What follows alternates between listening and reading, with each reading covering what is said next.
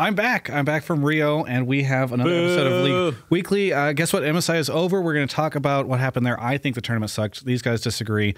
There's been all sorts of new stuff. There's a new tournament coming out. All that more coming up here on League Weekly.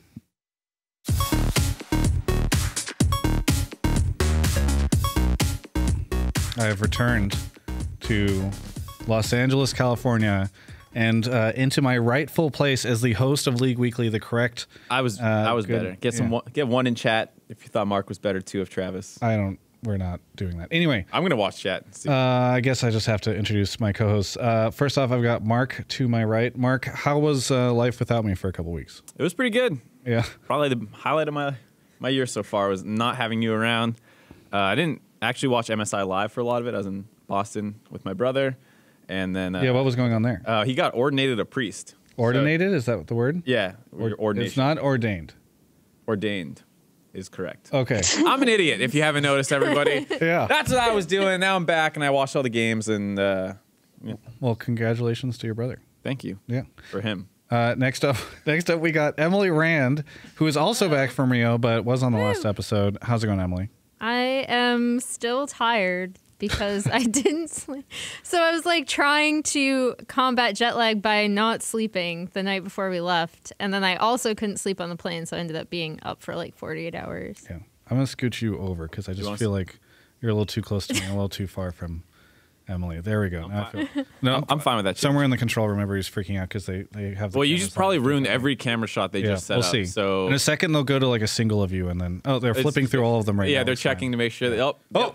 Dead center. Yeah. Okay. There we go. All right. We're a little bit better. Okay. We resolved. Sorry, Emily. Okay. So. No, that's okay. How's it feel to be back in the greatest country on the planet?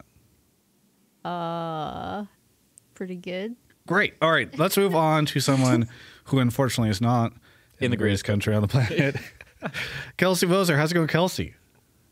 I'm doing pretty well. I'm in China where they constantly try to censor my internet connection. And so that's a really fun time. But I have been enjoying a lot of League of Legends this week, even though a lot of you, I think, probably think a League of Legends doesn't exist this week. There has been some EUCS qualifiers going on and some Demacia Cup. So that has been a fun time for me. Wow. Yeah. Wait, why isn't there NACS qualifiers? That's a good question. Well, hopefully we'll answer that question and more getting into the show here right now. All right, so the first topic is one that I've been thinking about since if I had been on the show last week, I probably would have brought it up, but it would have been a little bit different. This is my topic, and I think everyone else is going to disagree with me, but, and I think our graphics machine is broken, by the way, this week. Oh, there it is. We got it. All right, great. Good job to the control room for fixing that in the moments right before. I like how Travis is just breaking everything on the show and complaining like if something's slightly off. No, we're good. We're good. Okay, so my argument is G2 barely saved a mediocre tournament. Literally before the second to last day of MSI, I thought the tournament sucked because nothing interesting had happened that whole tournament. I mean, you could argue like TSM bustering out, but that was kind of everything lived up to expectations for the most part. And you guys are all laughing, but think about the MSI before. All right. I know everybody's going to say, okay, it's only because he's an NA fanboy, but the MSI before had some really interesting storylines. Everybody counted CLG out. They did really well. It was Stixay's breakout performance. Everybody was talking about like him being a really good AD carry on the world stage. It was really exciting there. I know, North America. But the G2 thing was also very fascinating because G2 was favored, and then they were just bustering out of groups, and everybody was very curious about what was going on there. So wait, how is SKT looked weak, and that was exciting. So, they didn't even get the first place in groups. It was just all these storylines were really interesting. As somebody that was on the ground trying to do these interviews, it was really hard for me, especially throughout groups, to try and figure out like what does any of this mean. Everybody's just kind of doing whatever, and SKT looks normal. Like it felt like a very, very boring tournament to me. So you're saying like G2's storyline of like redemption wasn't... No, I said G2 barely saved a mediocre tournament, and their redemption only came on the second to last day. What I'm hearing here, Travis, is that because you failed to inform yourself of the very interesting storylines going on within the tournament, you found the tournament boring because you stay focused on NA and didn't actually properly do research. That's not true. That's not true. So what about the wild card team actually being somewhat decent. No, I have a great argument there. Okay, so hit me with it. All right, here we go. Nobody, I don't think at any point in time actually did think Marines was going to make it out of groups. I've asked a lot of people, and nobody actually thought that they were. So whenever they were winning, it was just kind of like, oh, this is whatever.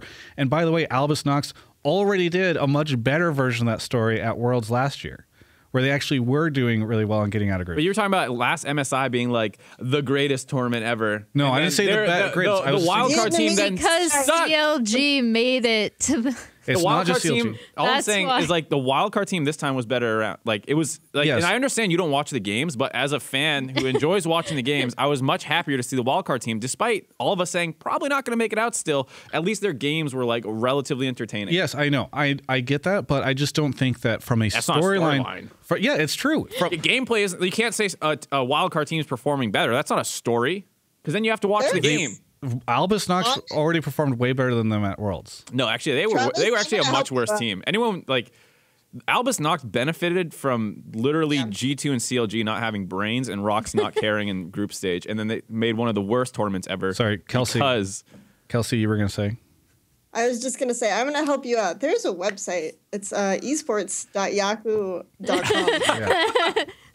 Articles published almost every day with updates on storylines and information that can help you keep informed on why it was very significant, actually, that Gigabyte Marines managed to do so well, because like the split of the LMS teams away from GPL actually really, really hurt the Vietnamese scene in terms of their ability to have like good competition regularly with like better Taiwanese teams and the growth of that type of region.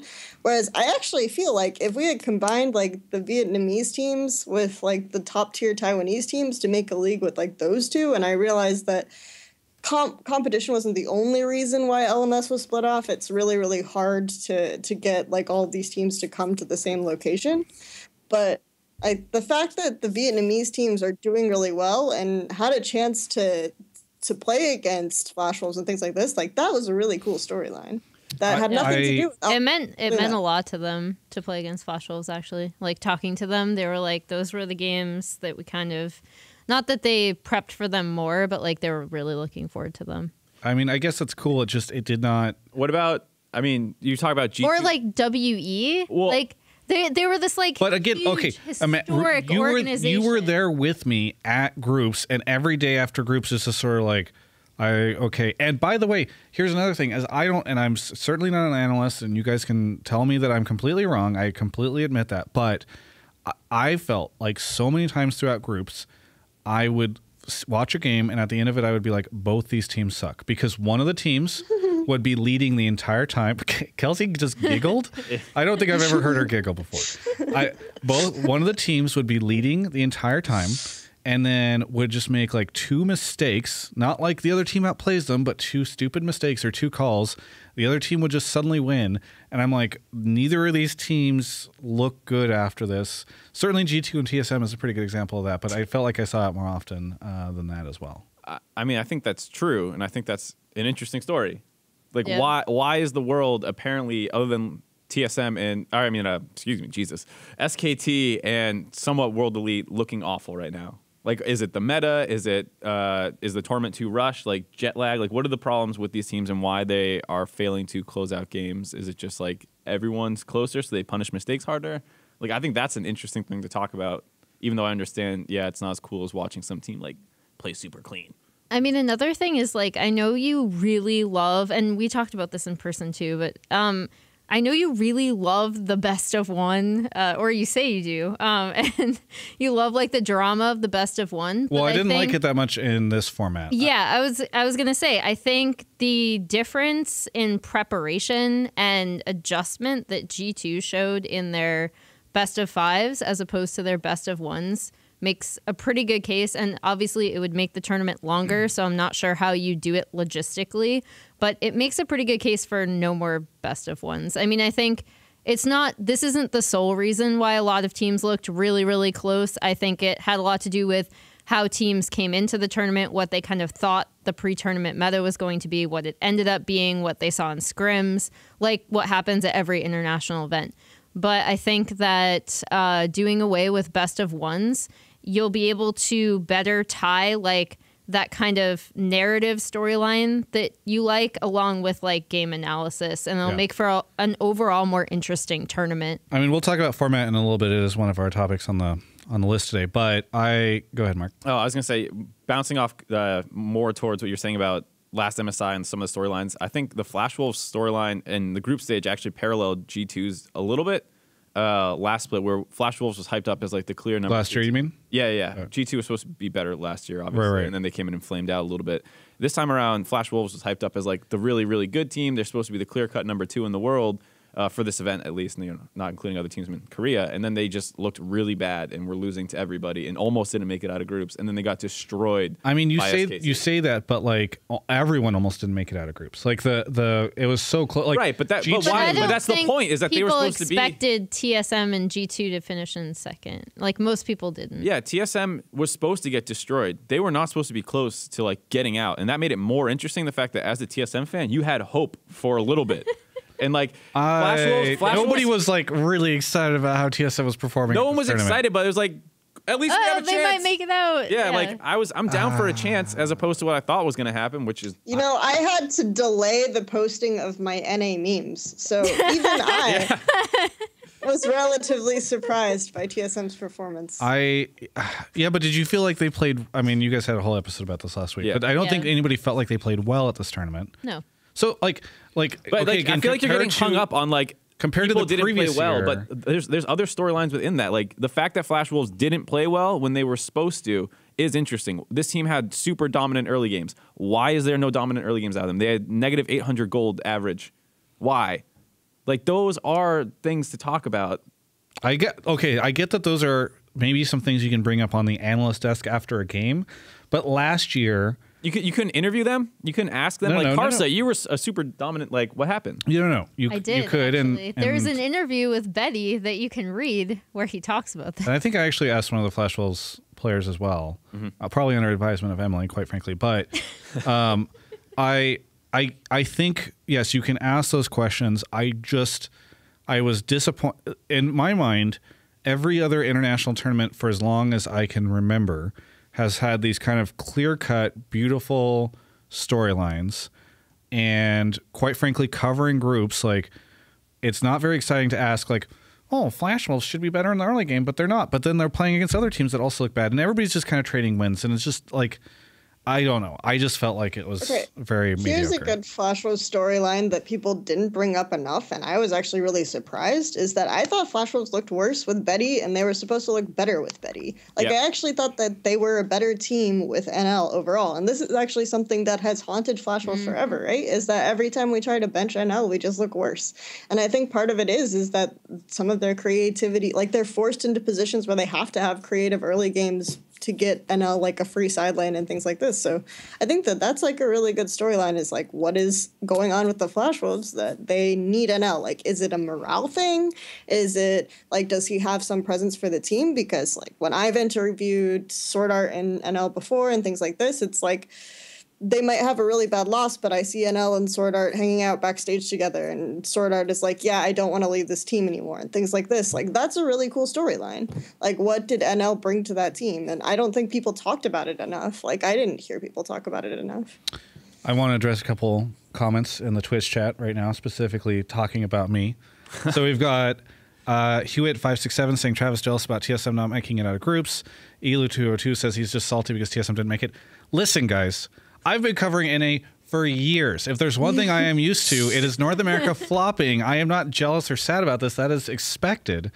But I do think that outside of North America not making it out of groups, which, by the way, I just felt like they were boring. Like, TSM, to me, felt very boring this tournament.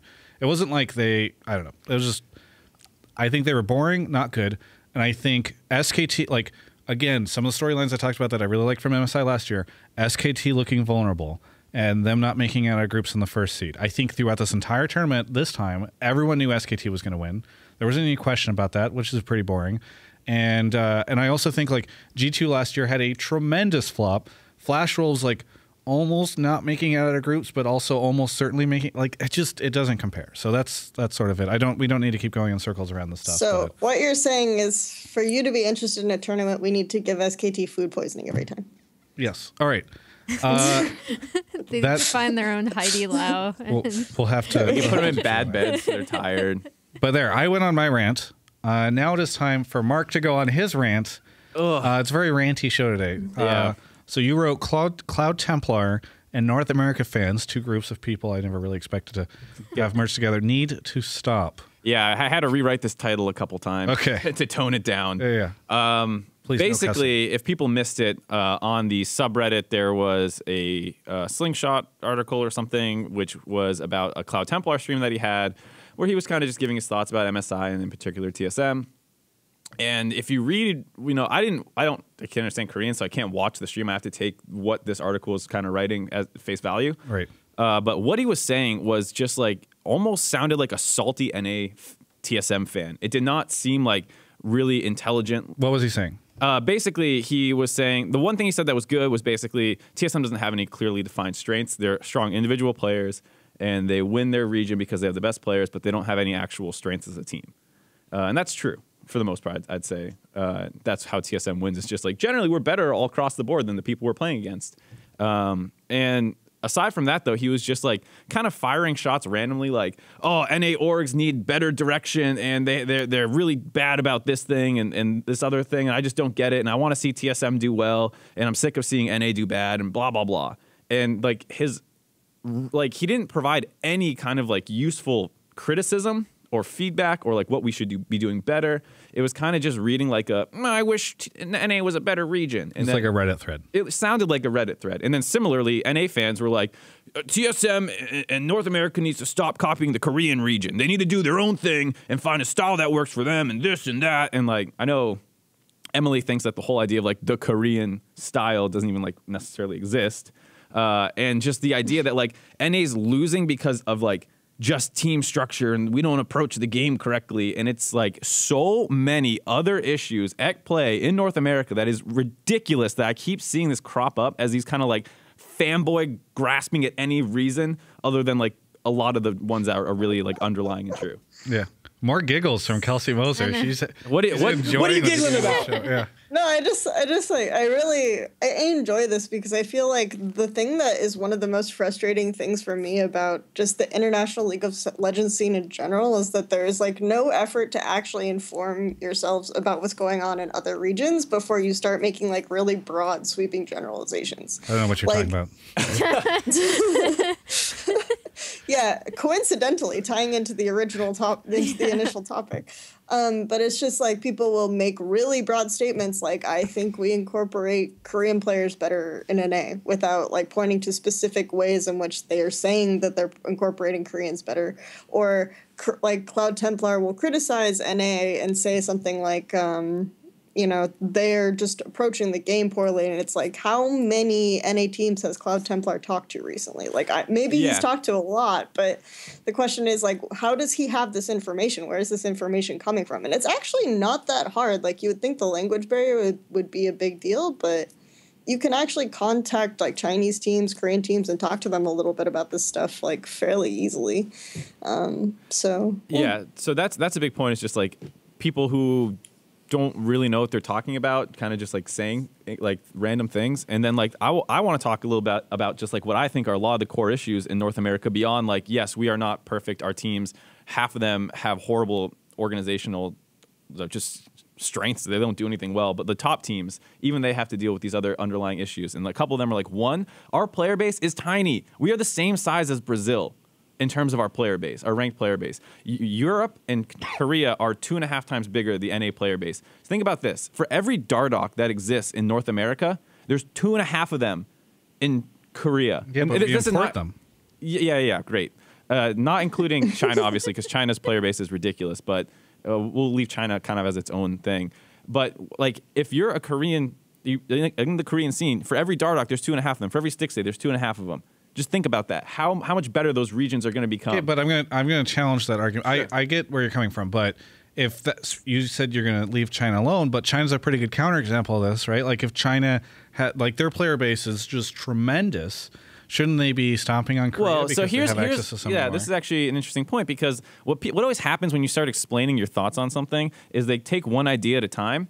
and then they attack that when it's really like a combination of these factors coming together that make it true. And I think we can say that for the most part, China has been the number 2 region in the world for the most part, right? Yeah, I guess I mean, I think pay attention to that. Yeah, you don't know what's going on. But so then what separates China from Korea would be the next question, right? And it'd probably be something along the lines of effort and attitude. When you look at Faker, he has 800 solo queue games this season. Do you know how ridiculous that is? People say hard work beats talent when talent doesn't work hard. Well, guess what? The best player in the world is playing the most solo queue. Look at NA players like solo queue accounts. Most of them do not have nearly as many games as Korean pros. Korean pros are all between like 5 and 800. I was doing a little bit of research on this. Most NA's pros are not in that spectrum. Some of them are. Like Sneaky is a guy who plays a ton of solo queue. C9, TS9 for the most part are pretty good about it. But like across the board, some players like Stixay's main account, and maybe I'm missing a Smurf or something, but it had like 120 games. You're like, it is a very just arrogant attitude to think that you can play so much worse than another region with a bigger population base and somehow compete with them when you're not working as hard. And I know I hear the NA pros complaints all the time, and they're very justified. Queue times suck. You have to deal with worse ping. There's just like the dynamic queue and role selection ruin queue times as well as the quality of games, and it sucks to put up with that, and I understand. But like, there's no excuse. Like, you can't just be like, oh yeah, those are bad, and so we're just gonna not play solo queue and be worse. Well, what if they are trying to play solo queue but they can't get enough access to games because? Then figure it out. You have to be more creative if you have these issues. You can't just say these are our problems and not try and fix them. So we talk about NA in-houses, right? And then Riot you can't stream them, so then Bjergsen doesn't want to do it or something, and Sneaky doesn't want to do it, and you get all these problems. But like, if that's the problems that our region faces, we need to look and fix those problems specifically and not say, oh man, we got to stop copying Koreans. That's the problem. No. What about attitudes? Why are our attitudes so much worse? We talk about, 3 Dardoks in Korea for every one here. Dardok's attitude is one of the worst we've ever seen in the scene in season 6 cropping up. I mean, that's not don't even like here's the thing with Dardok though. Like, Dardok's attitude, from my experience with him, maybe you can correct me on this, but like, is born of a desire to perform at a high level. So like, if you, I see you read a Thorn article. You have but it is, it is I've actually talked to him. Yeah, breaking point. It is born from like, and I'm not saying that justifies the behavior, but what I am saying is that if you are a Korean player, like if you are comparing it to Korea, which is what you're doing, you would be under an organization where they would either like drop you completely for that attitude, or you would learn to fix it very quickly because of the like coaching structure. And like, people love to throw around the word infrastructure, but it encompasses that kind of thing. Sure. Where like, if you have a player like that with that kind of attitude, they can be made out to be like a good teammate, but it takes a lot of hard work and it takes coaching and stuff like that. And I think another thing you touched upon is going back to China and why hasn't it worked in China? Yeah. Well, a lot of the times you either have orgs that are ignoring up and coming talent for imports, which is a little, and then you also have just infrastructural problems in terms of coaching, holding players accountable, like the stuff like that. Again. Yeah. So I think that's like you said, it's like a huge issue, huge multifaceted issue. Right. The other thing that I just wanted to point out really quickly with the CloudTemplar thing is that you do have to remember, and this is kind of why I was looking at this and I was like, why is this a topic? Because like, although the way you framed it is really good. I was just looking at the title and blast. I was like, how is this a topic? And that's because it's someone picking and taking things, and like, this isn't throwing shade at the translator either, but like, they're purposely picking and choosing things from a stream where he's just like kind stream of of ranting. consciousness, Yeah. So like, I didn't really like, I saw it on Reddit and I was like, okay. Yeah, but it does perpetuate. Not really a big deal. Right. It does, the problem is that, whether taken out of context or whatever the situation is, it continues to perpetuate this kind of idea that some of these false assumptions made about North America. Well, and I think Kelsey's point is really good too. It's like we have so many people who feel like after an international event, they can comment on like massive structural problems in another region without talking to people in that region, or like addressing how it's a bunch of different things instead of just boiling it down to very like simplified terms. And I think, you know, I don't think he's necessarily wrong either. Like, oh, we don't approach the game correctly. I think you can look at a lot of orgs and say that's probably true. Like, especially in the lower half, once you get out of like maybe TSM C9, like, and maybe CLG, like how many teams are really trying to approach the game correctly in terms of how they structure practice, and are they organized completely? Is their coaching staffs super dedicated and like stuff like that? I think those are real issues, but I think there's a lot of other problems that come first, and they all kind of tie in together. I think it all ties in together because things like the infrastructural, like having the right kinds of people to help players and things like this are all things that will inform a region's ability or a team's ability to play the game well. And I think that you can see very obvious gaps in understanding of like where we're supposed to be on the map at certain points. How do we control Dragon in relation to Baron and things like this that are huge gaps between SKT and like other teams at the tournament, that I think the reason why SKT has a better grasp of that does go back to things like, okay, do we have the right people who like are paying attention to the right things, and why don't we have that? Is that because we don't have enough people who are playing solo queue well?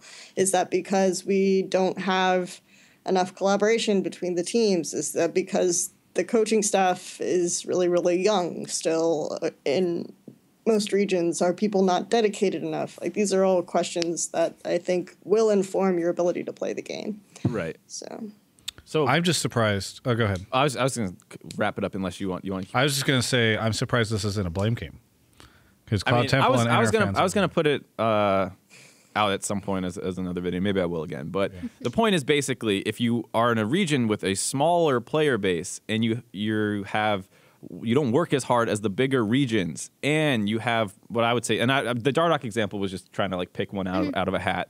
But like, if you don't have the right attitude, not even just as players, but as orgs, we're like, we have to worry about sponsorship stuff and do all this other crap that maybe some other places don't worry about. It's like, why do you think we're not as good when you look at like all these factors adding up? Do you really think it's because we're copying Koreans too much, or like we don't approach the game the right way? It's like we're probably just, sorry to say it, but worse. We have these other problems. That's so sad. All right, let's move on. I don't know if I guess we're headed on to the next topic, which is that the new MSI format is too long. This is my opinion, but so if flashback to 2014, I think was the first, or was it 2015 was the first year of MSI? Beautiful Tallahassee, Florida. The most wonderful place ever. Hear that? Travis wants to go back. 1 week long, all right? Then 2016, 2 weeks long in Shanghai. This year, 4 weeks long.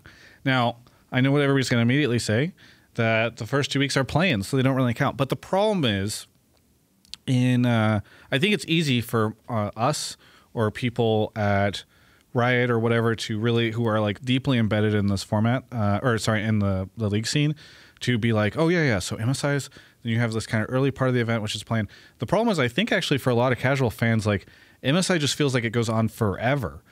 This was somewhat born out of a couple different experiences I had where when plans were happening, people were surprised, friends or associates of mine were surprised that I was not in Brazil, because they're like, isn't MSI happening? But they didn't really understand that like play-in was very separate from like the main event. And then by the third or fourth day of groups, somebody I was talking to was just like, man, MSI has just been going on forever. And in a way, it kind of had been, right? Especially once you start pinning TSM and Flash Wolves, who are kind of part of the main event, into the play-in stage and all that stuff. So I actually just feel like this year, even though I know there was always this wildcard thing, the format just... It just felt like it went on too long. We can also talk about best of ones towards the second half of this, because I know you want to as well, Emily. But I don't know what you guys think about this, but I think for the casual fan, it's just too much. I think the casual fan's the important one to look at, because it's nice for the wildcard teams, and even Riot to an extent, to lump the international wildcard qualifiers, call it the MSI play-in stage, so it gets kind of to the average fan brought into the same event, and then it's cooler to watch that because hey, it's really relevant to the main thing. But then it goes on for 2 weeks, and after 2 weeks is finally when the teams you actually care about start playing in this event. That does, well, except for TSM, strangely at the very end of the second week, you know? Right? Yeah. But even then, you're not watching for TSM. I mean, you are if you're a TSM fan, First Gigabyte Marines, but like you're really watching for TSM G2. That's like when viewership kind of peaked for Western like streaming stuff, and TSM versus SKT. If you're a TSM fan, you want to see them play the bigger teams, because you just assume they're going to win. So it does feel weird with that, like when the hype starts is 2 weeks into the event. Right. And I understand that, like, yes, the playing stage is not actually the event, but like you said, to the casual fan, it probably feels that. Yeah, way. I almost would have rather they called that section like MSI qualifiers, like, or something along those lines. Well, they did. You mean wildcard qualifiers? Yeah. What if we just Yeah. dropped has always MSI? existed. That's Like, I think the thing that like drives me a little insane about this complaint, and like it's not dare a you. reflection on everyone who has this complaint, is that this part of Travis. MSI, except for the TSM versus Marines and the Flash Rolls versus Supermassive, and then the third place match, I guess, if you will, has always kind of existed. It was just called the wild card qualifier, and it involved even more travel for those teams that were involved. So it's like suddenly the fans can empathize with or sympathize with the wild card teams a little bit more, because they've always had like this kind of grueling, okay, we just won our league, now we have to go prepare for all of these teams in wild card group stage. Okay, if we're lucky enough to make it out, we have to now prepare for all of these big teams. So it's like, yeah, this is a really, really long, grueling thing for wildcard teams. Like, I'm glad There you are guys no more are wildcard teams, though. like how this format Emerging is- region.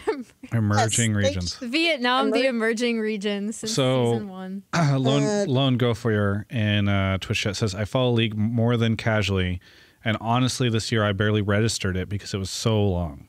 So, like, all right, back to what you were saying, Kelsey. Like, I get it, and maybe I don't think that the answer here is like, well, wildcard teams have to suffer through this, so now all the casual League fans have to suffer through the idea that this is like the super long, grueling event. I mean, But I mean, you don't have to, like, I don't know, who's making you watch it? because, well, they that's just didn't watch it before. Like, if you didn't Yeah. watch Yeah. it before, why That's are the you thing. watching But it now? Like, I that's watched the the problem IWCQ every year, and I watched all of MSI. because this to the year. casual fan, The labeling. they don't. It's the it is the labeling. Like if you called it something else, if you called it MSI qualifier state, like qualifying, or even wildcard qualifiers. But the moment you start saying this is part of MSI and you try to bring it all into one event, it is just. I think everybody gets kind of confused and blurs the line. Like it's again, like we are in this bubble where we know like the schedules of everything, because quite frankly, all of our lives revolve around this stuff.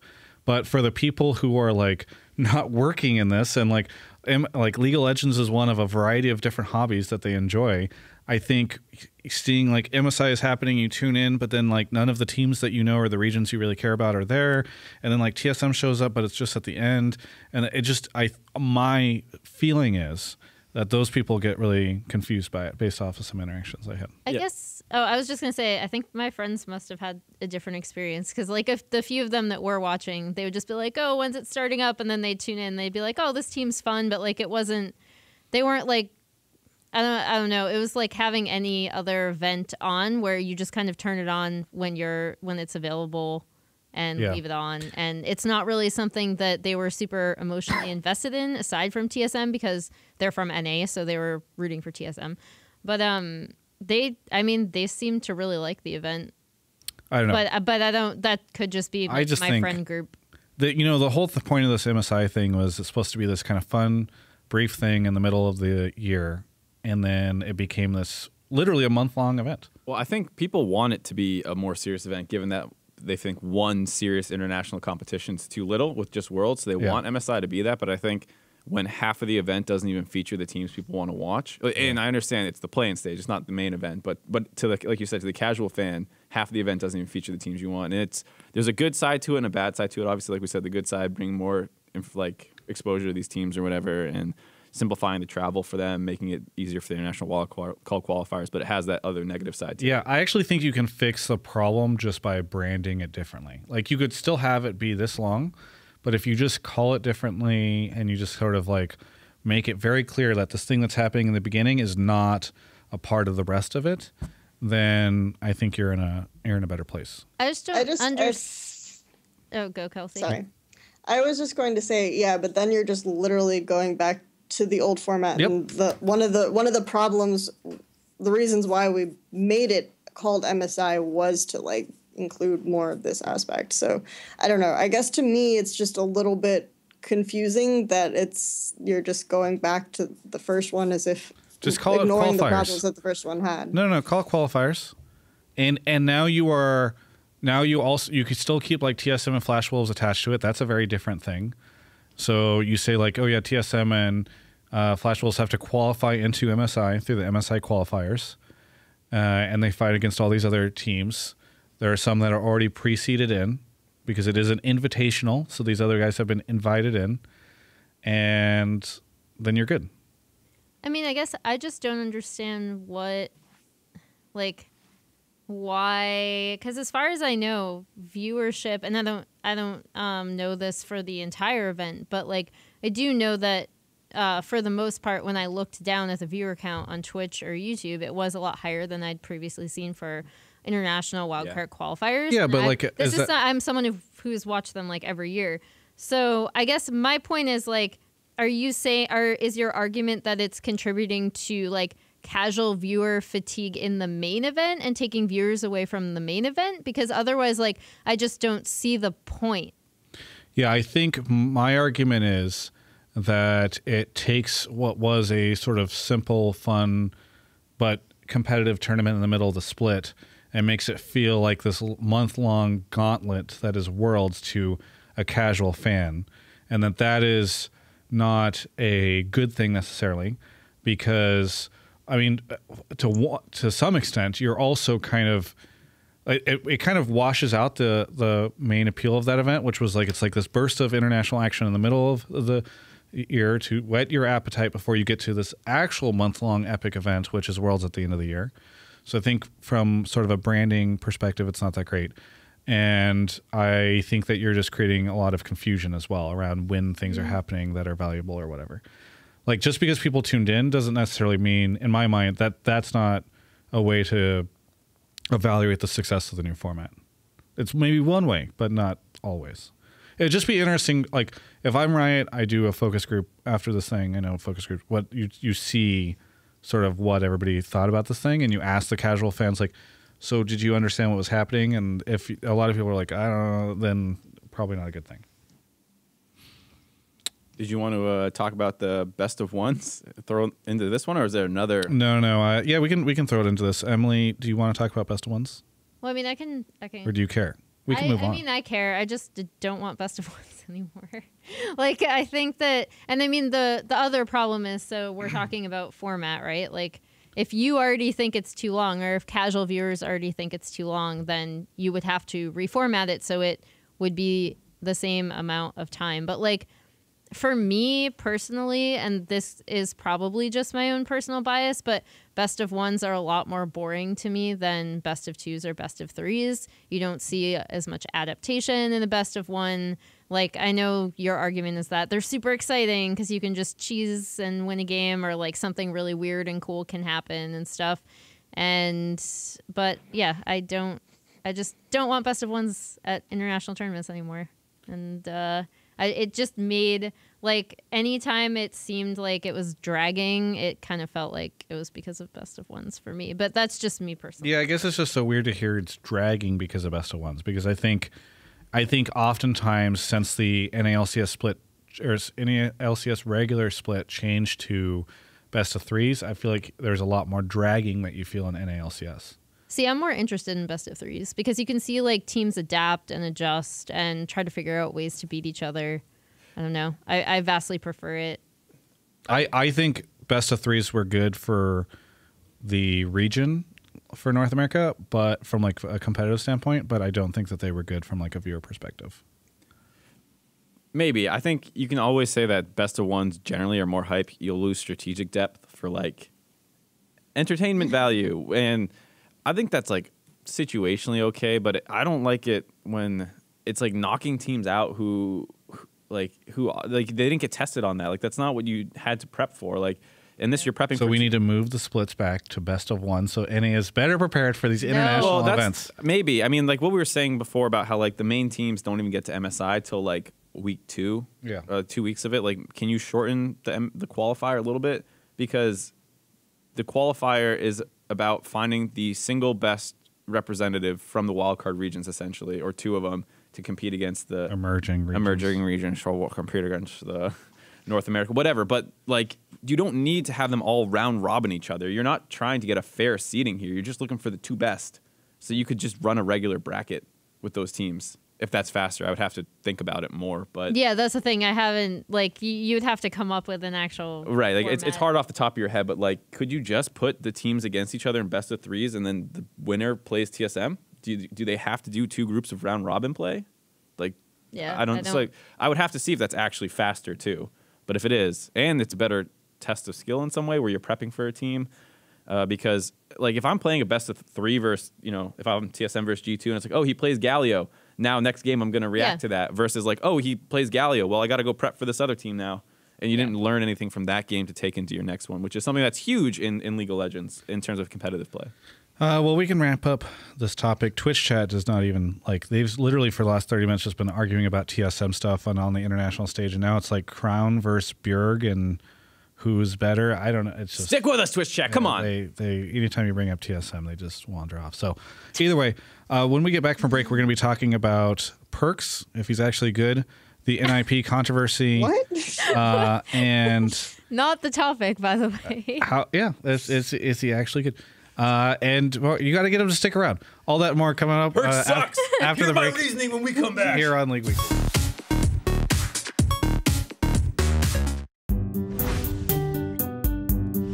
A is for Anna. She'll put you to sleep. It's quiet time. B is for Bastion. Bleep, bleep, bleep. C is for cannons. Fusion, Tesla, or particle. D is for Diva, the genuine article. Hiya. E is for Eichenwald. It's hard to pronounce. F is for Farah. Phonetically, it counts. G is for Genji. Could there be another? Well, H is for Hanzo. Where art thou, O brother? You are not the Genji I knew. I is for Ice Wall. Mei sure is annoying. J is for Junkrat. He's good at destroying. K is for Killstreak. The bigger the better. L is for Loot. Let's get Sombra a sweater. M is for McCree. Not. M is for Mercy, Queen of the Heel. N is for Nerfs. The pain is for real. Ah, no fair. O is for Omnic, just like Zenyatta. P is for, well, El Dorado's Pinatas. Q is for ults. Multi-kills don't come cheaper.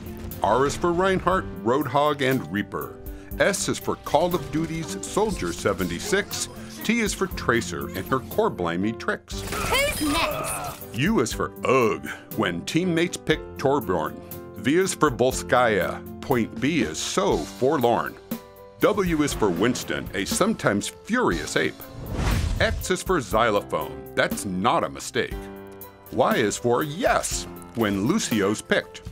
Z is for Zarya. She cannot be licked. Give me your best shot. So our producer, at the end of last year, there was a lot of free time, and he made that video. And I tried to we'll never use it, But he's also the one that's in charge of picking what plays during the breaks, and so He got you. Yeah. like we have Who's Your Demon episodes with like Doublelift and other pro players that are quite fun. Picks the Overwatch alphabet thing. All right, let's move on. Is PerkZ even good? That's the question Mark is asking. Yeah, you're skipping. Oh, skip you're that right. one? You're right. Sorry, Travis can't count. I can't. I mean, it just felt like I haven't hosted in 2 weeks. We've been. I don't know how to host anymore, guys. You want me to do it? Yeah, Mark here. All right, so next topic's coming from Kelsey. You want to talk about SKT and the kind of age-old question of does the best team have the best players in every role? Yeah, so I actually felt like this was more extreme this tournament than every other tournament because it was like Faker wasn't performing as well. So people just defaulted to saying, yeah, I think all of SKT's other players are the best in their role as well. And then just there were moments where I felt like Peanut got ridiculous amounts of credit for just really dumb things other players were doing, like this clip that I'm playing, where like he should have known that Peanut would be pathing topside to contest that, and the fact that like Huni went towards mid, and he probably thought Huni was just going mid, but he was like kind of telegraphing the fact that this gank was coming, and everyone was like, oh my god, Peanut is so good. It's so amazing. He's the best jungler ever. And it's just like you don't see the other, and like obviously that play was cool, but you don't see the other, you don't see like a lot of the other junglers that he's competing with in Korea and other things like this, and like you don't take into account a lot of external factors and like the way his team is playing and the way the enemy team is playing, and people just will gut react to this. And I think the Wolf thing was a big part of it as well, where Wolf was like, Wolf has constantly been considered like the weak link, and then he had an insane tournament and all this stuff. So like the question is that does SKT have the best player in every single role? And obviously we have to come up with counterexamples and things like this. Perks. I mean, it's going to be our next topic, but people are calling Faker baby Perks. I see Kelsey even retweeted a joke I made about baby Perks. I think this happens. So this doesn't just happen internationally. It happens within Korea as well. Just because SKT is so dominant, and there's always that push and pull, which we've spoken about when we have talked about MVPs. And specifically Bjergsen on TSM and how much of a difference he makes in terms of all the other players on that team. The same thing happens with SKT and Faker. And I always think it's really interesting because when Faker's not like flat out like destroying people, like that performance against Maple that everyone's kind of pointing to, and they're like, this is what he's going to do to Perks, and then they get to the final, and obviously that's not what happens at all. I think that's what people expect all the time, and it ignores like a lot of other stuff he does, or a lot of other things he does sometimes that get his team in trouble, like overextending in lane and being overly aggressive when the rest of his team isn't like there with him.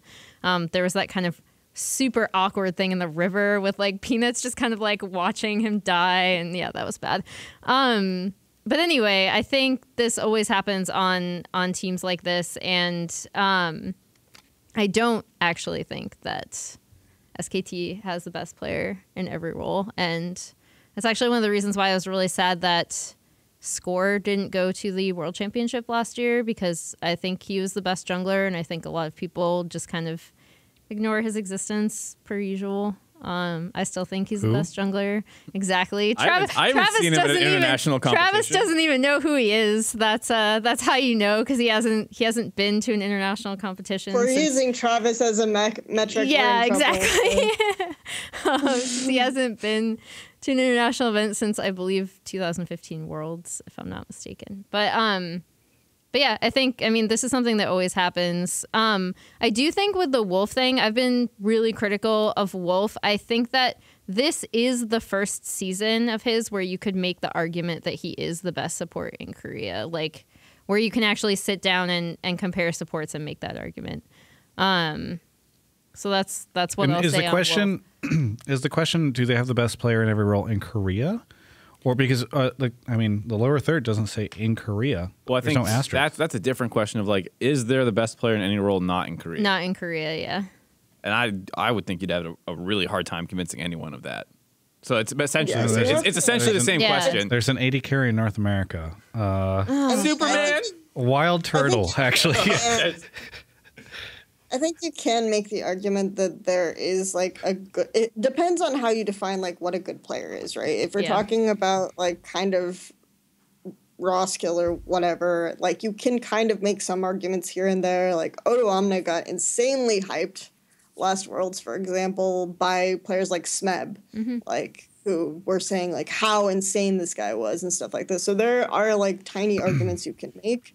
I think it's easier to just kind of debunk the SKT argument without getting into and unpacking this whole like other thing. To just focus on Korea and say, are there better players? Like it's even easier to compare them to players that they're constantly competing with anyway. Right. So I think SKT has that kind of, we talk about the TSM like benefit of being the best team in the region, so you can basically pull whatever talent is free at the time and they'll basically join your team as long as like you're willing to pay them correctly. So like that usually is the case. Like they got Peanut, they got Huni, who like left Immortals, just be like, yep, they want me, I'm going back. And obviously they didn't get like Smeb and everyone else, but there's other reasons for that, obviously. So I think you can make the case that like if you go down, I would say Bang and Faker are still, I think, clearly the best in their roles. I don't know how you guys feel. I put Prey, actually. You put Prey over Bang? Yeah. I would. When Longzhu was winning games, it's because Prey was like, "We're not losing. I'm putting you all on my back. Like I'm putting you all on my back, and I'm going to try to carry this team." Because I mean, when you consider meta considerations, also, and this is something you can bring up with Prey for sure, but like Wolf is a really big example of a meta consideration for me because it's been mage support meta for so long, right? And it's been 2v2 for so long, right? And I feel like Wolf is a little bit like, I actually don't even think Wolf is that good of a laning support overall, but it's like something that he's stronger at than roaming because I feel like sometimes he's a little disconnected in his roams and things like this. And when he plays like tank engage supports, which haven't really been in meta for a long time historically, he's not looked as strong. So for me, it's kind of like, yeah, how much of a timer do we have to have on this before we can no longer count that? The other aspect is Prey. Like Prey, for me, the thing that's so impressive about Prey is his sense for engaging is actually pretty crazy. But that's like obviously very, very relevant in the current AD carry meta. But if it's no longer relevant, would I still consider Prey like up above? The other thing is that I actually feel like Gorilla is a terrible laning support, but Prey kind of controls the lane, and he's one of the only AD carries in Korea where you watch the 2v2 lane and you feel like the lane is being controlled by the AD carry. So to me, that's really, really impressive from Prey. Things like this I just like put. A lot of people in Twitch chat really want you guys to talk about Sven. Sven is really good too, but I was gonna say I'm not sure I would say he's better than Bang, but I think Sven is really, really good, and he's probably the only Western AD carry when Forgiven isn't playing that you would say, oh, okay, can we put him next to... I'm sorry, but Doublelift has not performed well internationally. So. It's not his fault, all right? Like the thing, too, is like when you talk about skilled players, I think a lot of people's opinion kind of stops at laning phase when you're talking about individual skill. So I don't mean analysts necessarily, I just mean like fans generally. So like, oh yeah, Forgiven, he competes with Korean players because he's so good at lane he can beat them. But it's like, well, there's a whole rest of the game to play, and is he really like god tier at all those other things as well? Whereas I think that's where a lot of Korean players shine, is their ability to play out a laning phase. And that's what people always talk about, is like, and even what we'll talk about in a minute here with PerkZ, is the next topic, is like, yeah, a lot of Western players can compete with Koreans in lane. They're not necessarily getting smashed all the time, but it's like the movement around the map, even in laning phase, like good roams and how you play out with wave management later in the game as a side laner. Like this is the stuff that starts... It's kind of funny because PerkZ said that himself in an interview with Kelsey. Oh yeah, yeah. When he was talking about like, save it for the next topic. Okay. All right.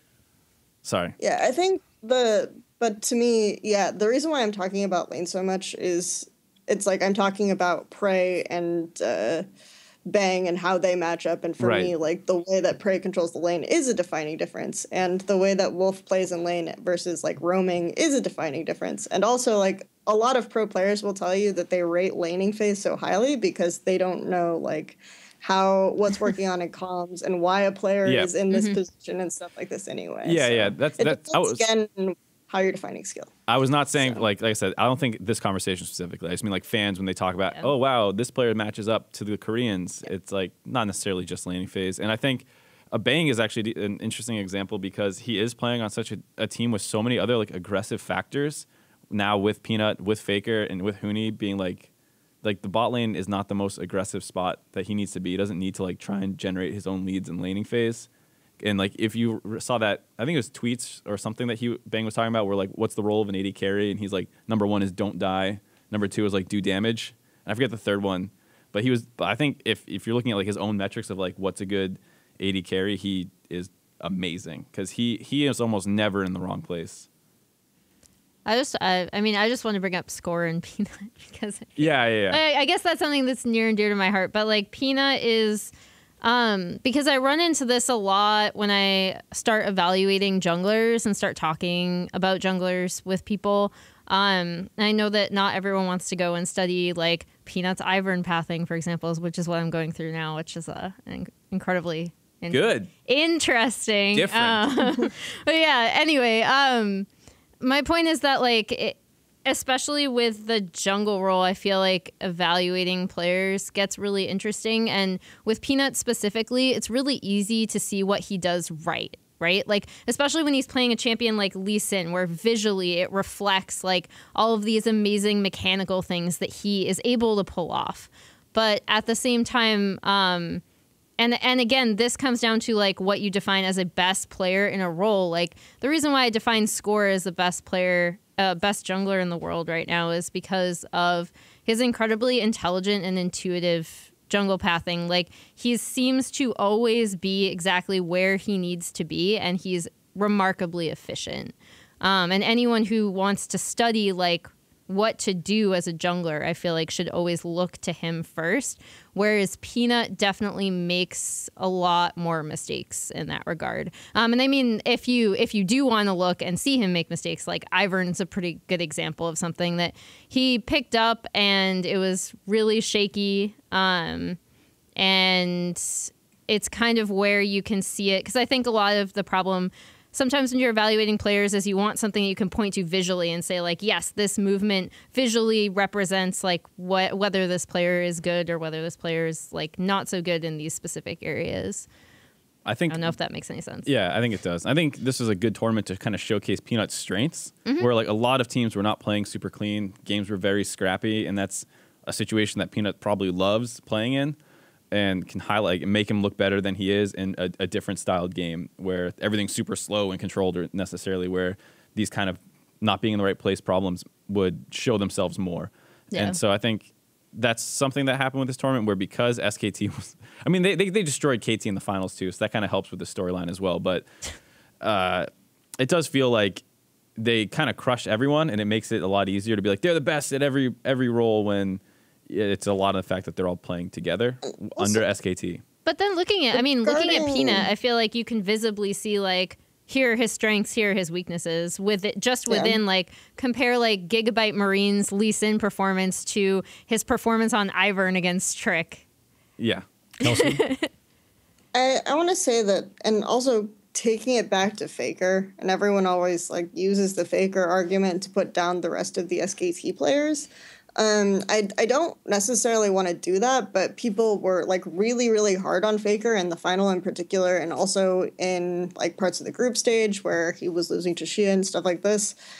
But the amount of people G2 kept sending to mid lane and the fact that that tower stayed up, like opened up the map for Peanut and Huni and the bot lane to do so much stuff. Like even though Faker was dying, like the amount of work that they could get done just because G2 players were constantly like leaving lanes and stuff was pretty insane. So I think that that's something that's worth mentioning as well, is that like, yeah, Faker got caught a ton, but he didn't lose turret. He kept like the lane pushed out so that there were these opportunities, right? And that he was pulling this pressure. And he stayed like somewhat competitive in gold and farm and stuff, like, which was really surprising. So, yeah, I mean, like, he was still allowing and facilitating the rest of the team. Also, like, there have been arguments for all sorts of SKT players who are like, yeah, this guy is definitely the best top player in the world. This guy is definitely like really sick, and like people are just taking SKT players from SKT because they're in the SKT system, and like EasyHoon was supposed to be the second best mid in the world and all this stuff. And it's actually incredibly rare for an SKT player to be successful after leaving SKT. Like the only two examples are probably Scout and then a long time later Impact. Like, what are you saying about Pick? And Scout played what, one game with them, or like one series in Kespa Cup, I think, and that was it. And when he was initially on EDG, I don't think he was that good at all either. So a lot can be said for EDG, like raising him up into a player and the kind of player he is right now, which is really, really strong compared to what he started out on that team. So it's kind of hard to say that like SKT, like, yeah, okay, a lot of these players are going to worse teams for sure, but that should tell you something about how good SKT work together and how they're able to open opportunities for their players to look really good. So it sounds like the answer is no. I think generally we'd probably say no. The other thing I was going to throw in there real quick is, of course, coaching staff. I think most people would say hands down SKT best coaching staff in the world. And the thing about coaching staff is you put players in positions to succeed. And if you're doing that, then they'll, of course, look better. A funny example from this past event was like Trick, all his ganks that worked basically in the semifinals were lane ganks. And then in the finals, hilariously enough, Huni is just like spamming pink wards in the lane brushes and defending them with his life. And it's like, I wonder... You know, maybe Huni watched the games and came up with that by himself, but I bet like someone on SKT's coaching staff was like, hey, do you see what Trick's doing that is like the only thing that's working for him in his ganks? Maybe we should work hard to prevent that. The secret to Coma's coaching, just draining away his life with cigarettes every 5 seconds, by the way. It's working. Anybody that goes to an international event, there's a C. Like there's like, if you made the bingo card or whatever, like... seeing Coma smoke would just be that one in the center. The free, the free space, one. yeah. I mean, that's a lot of Korean pros and coaches. That's stereotyping. How good is PerkZ really? Mark thinks he sucks. I think that's what I'm hearing. Is that? That's not what I was saying. EU fans everywhere getting their pitchforks out. I mean, there's like, is he, Korean level? Okay. Is so he best in the West? Yeah. Explain the reason you brought this up. So the reason I'm bringing it up is because obviously PerkZ had a great tournament. He was pretty competent in lane at all points throughout the tournament for the most part, and especially kind of highlighting in the finals where he had a lot of plays on Faker, assisted by his team. Of course, he received a lot of help, but held up really well. Even in the group stage, he had some really good laning performances versus Faker. I think it was the Ori matchup or whatever. He's been playing really well, and the question is, how good is he really? Because what we were talking about a little bit was how much we put emphasis on laning phase, and we saw PerkZ doing good in lane, and then was he actually performing super well outside of laning phase, and is he ready to take on the title of best Western mid laner? I mean, I was actually, so... You mentioned an interview. Yeah, I thought it was really interesting because he interviewed with Kelsey, and she can probably elaborate more on this, but he basically said, like, I don't know if you remember last MSI, but he had the whole, like, Asian mid laners are just as good as or whatever, and it got picked up and it turned into a meme, and then when G2 failed, everyone was like, PerkZ is terrible. What is he talking about? And so going into this tournament, Kelsey interviewed him, and he talked about how like he wasn't initially incorrect in terms of like mechanical skill. So like if you're just comparing like raw solo queue mechanics, but then what makes them better is how they play with the rest of their team.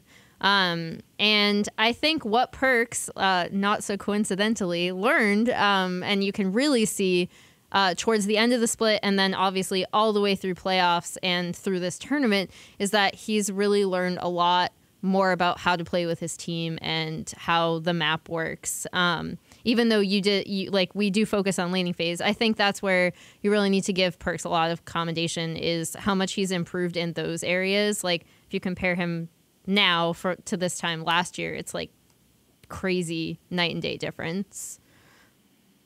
Yeah, I think the PerkZ case is really interesting because I have watched him for a long time, and he kind of got away with this like almost positioning gimmick for a really long while, where he was really good at using champions with like blinks or escapes, like LeBlanc, like he played Corki for a while, or things like this, where he could kind of play with the edge of a team fight or the edge of where he was supposed to position, and then managed to get out before he got CC'd or anything like this. So when the mage meta hit, he had a really, really hard time adjusting, I think, the way that he played team fights and sometimes even the lane and things like this. And then it would just get to him mentally also, as soon as, like, you could even see it visibly in that first CLG game. It's like, okay, this tournament is over. Like, he passed mental boom. Bot side, and now it's just gone. Okay. Tournament's dead. But so I think like he's improved a great deal, and I think he is thinking about the game in a more intelligent way. Like, it was really fun talking to him about Caps, who is a really, really hyped EU mid, because he described Caps the same way he described himself, which is like, and he also kept saying that when he played Caps in solo queue or in scrims, he was just super scared, and he's like, this is the best guy I've played against ever, right? And then on stage, he was like, if I just don't fall for his trades and fall for him constantly trying to all in me, like, it's actually super easy and things like this. So it was just really interesting seeing like how his mentality changed and how he'll play more champions for the team.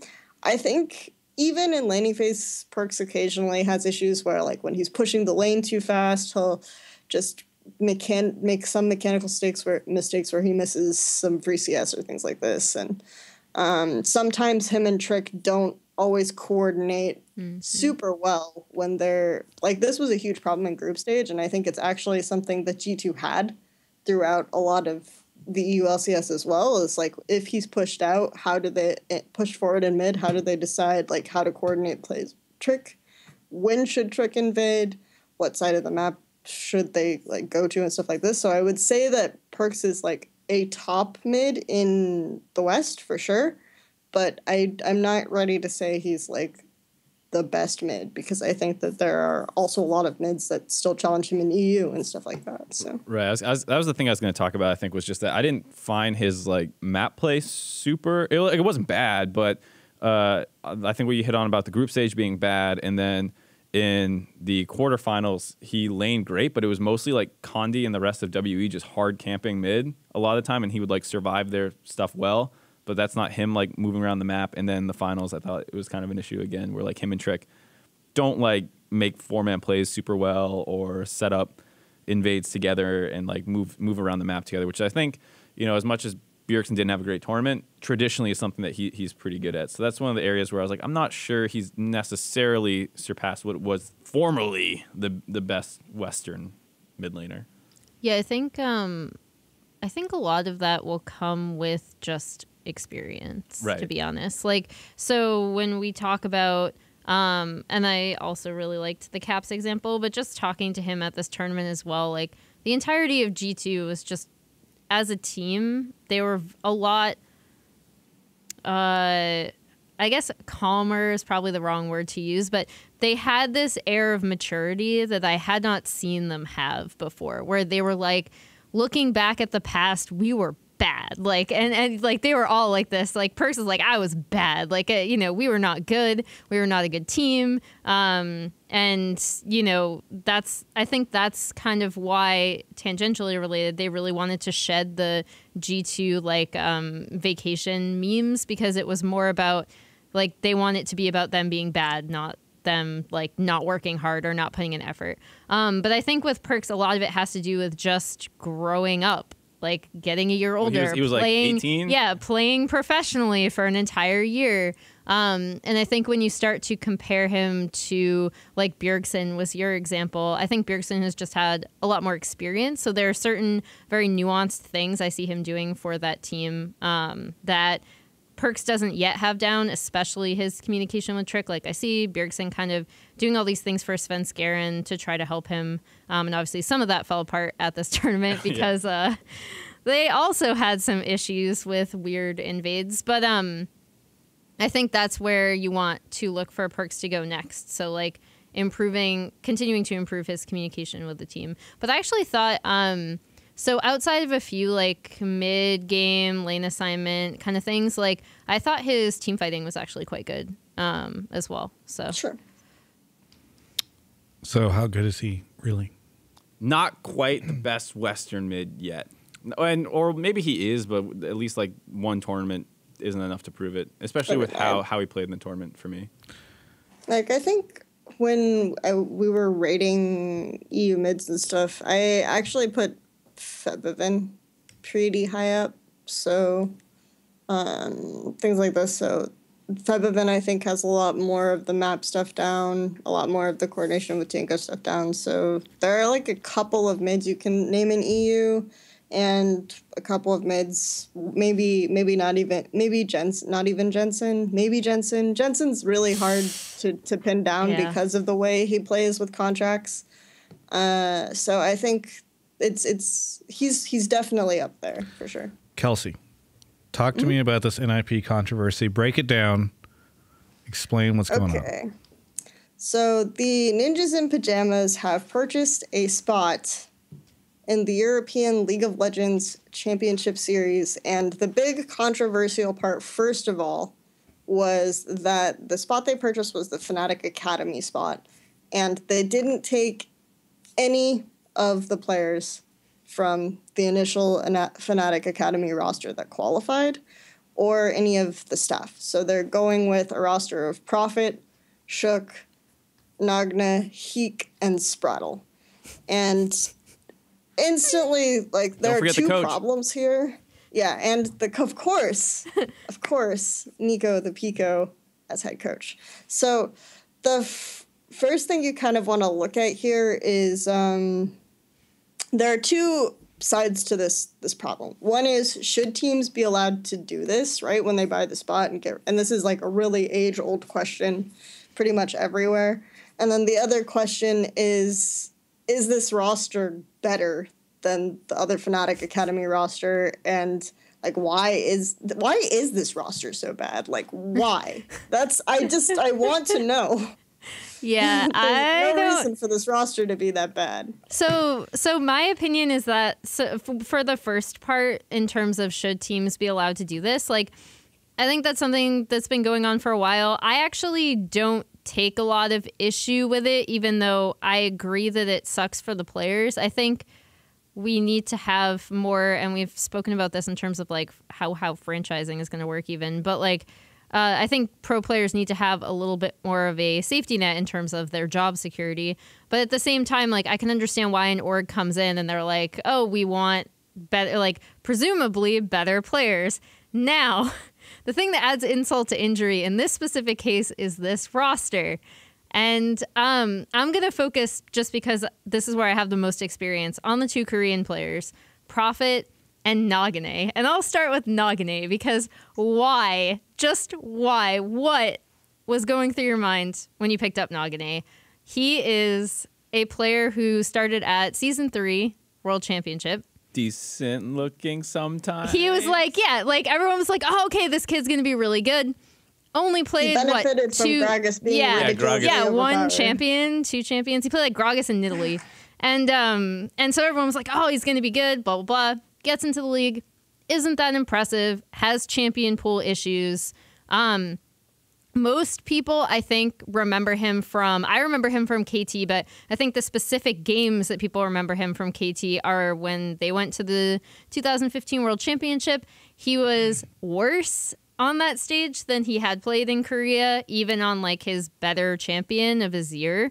And then once that was gone, he looked like, I was never super high on Nagane, but if you're taking everything from the Season 5 World Championship, he played even worse, in my opinion. And then he like takes this break during which people are kind of teasing him because like some of his former teammates who like get along with him, but they're like, oh yeah, dude, like you should have practiced more. So then there's this whole air of like, how much does he actually care or want to practice and stuff like that.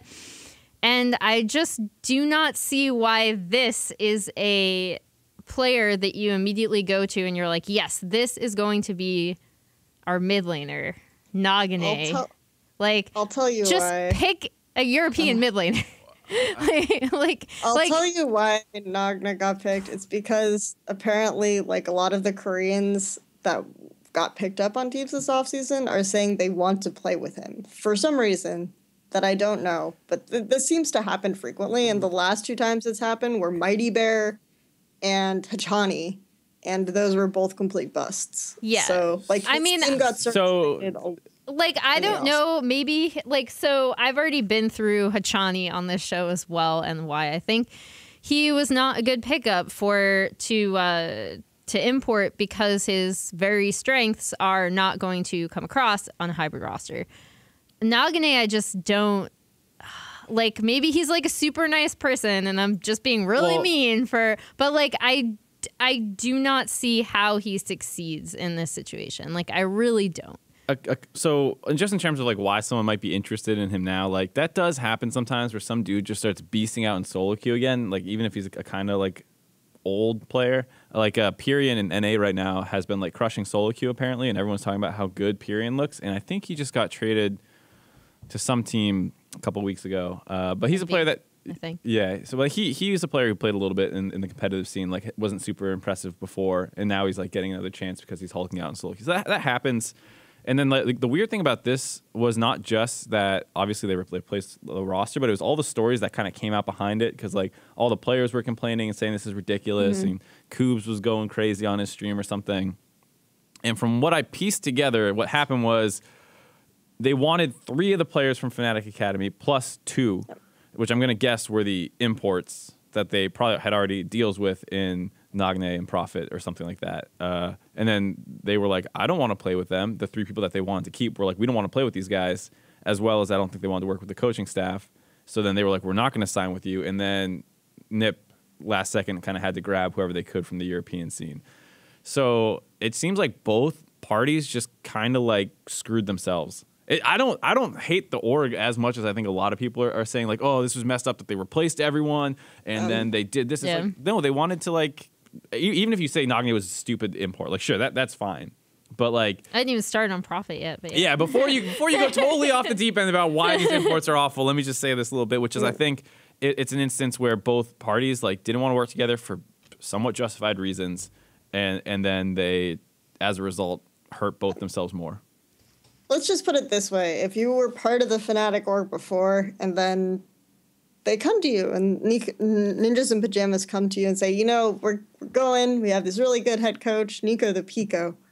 And then, as a member of the Fnatic org previously, knowing the reputation of what Fnatic were like. You can do it. You can get through this without laughing. You got this. I can't. It's kind of like, nah, we're not doing that again. But I think the situation, the reason why I kind of am ignoring the first question, even though I brought up both of them, is that I think that like this has been something that has been brought up before, even within League of Legends, which is that the spot is owned by the organization, right?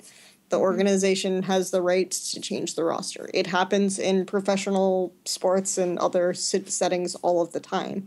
Like, I think that's fine. The question is usually just, you know, under these circumstances, it's a better roster, which I don't think it is in this case. And, I mean, my issue with Nagna, like, as opposed to someone like Pyrian, is that it has been years. He has been on multiple teams. Right.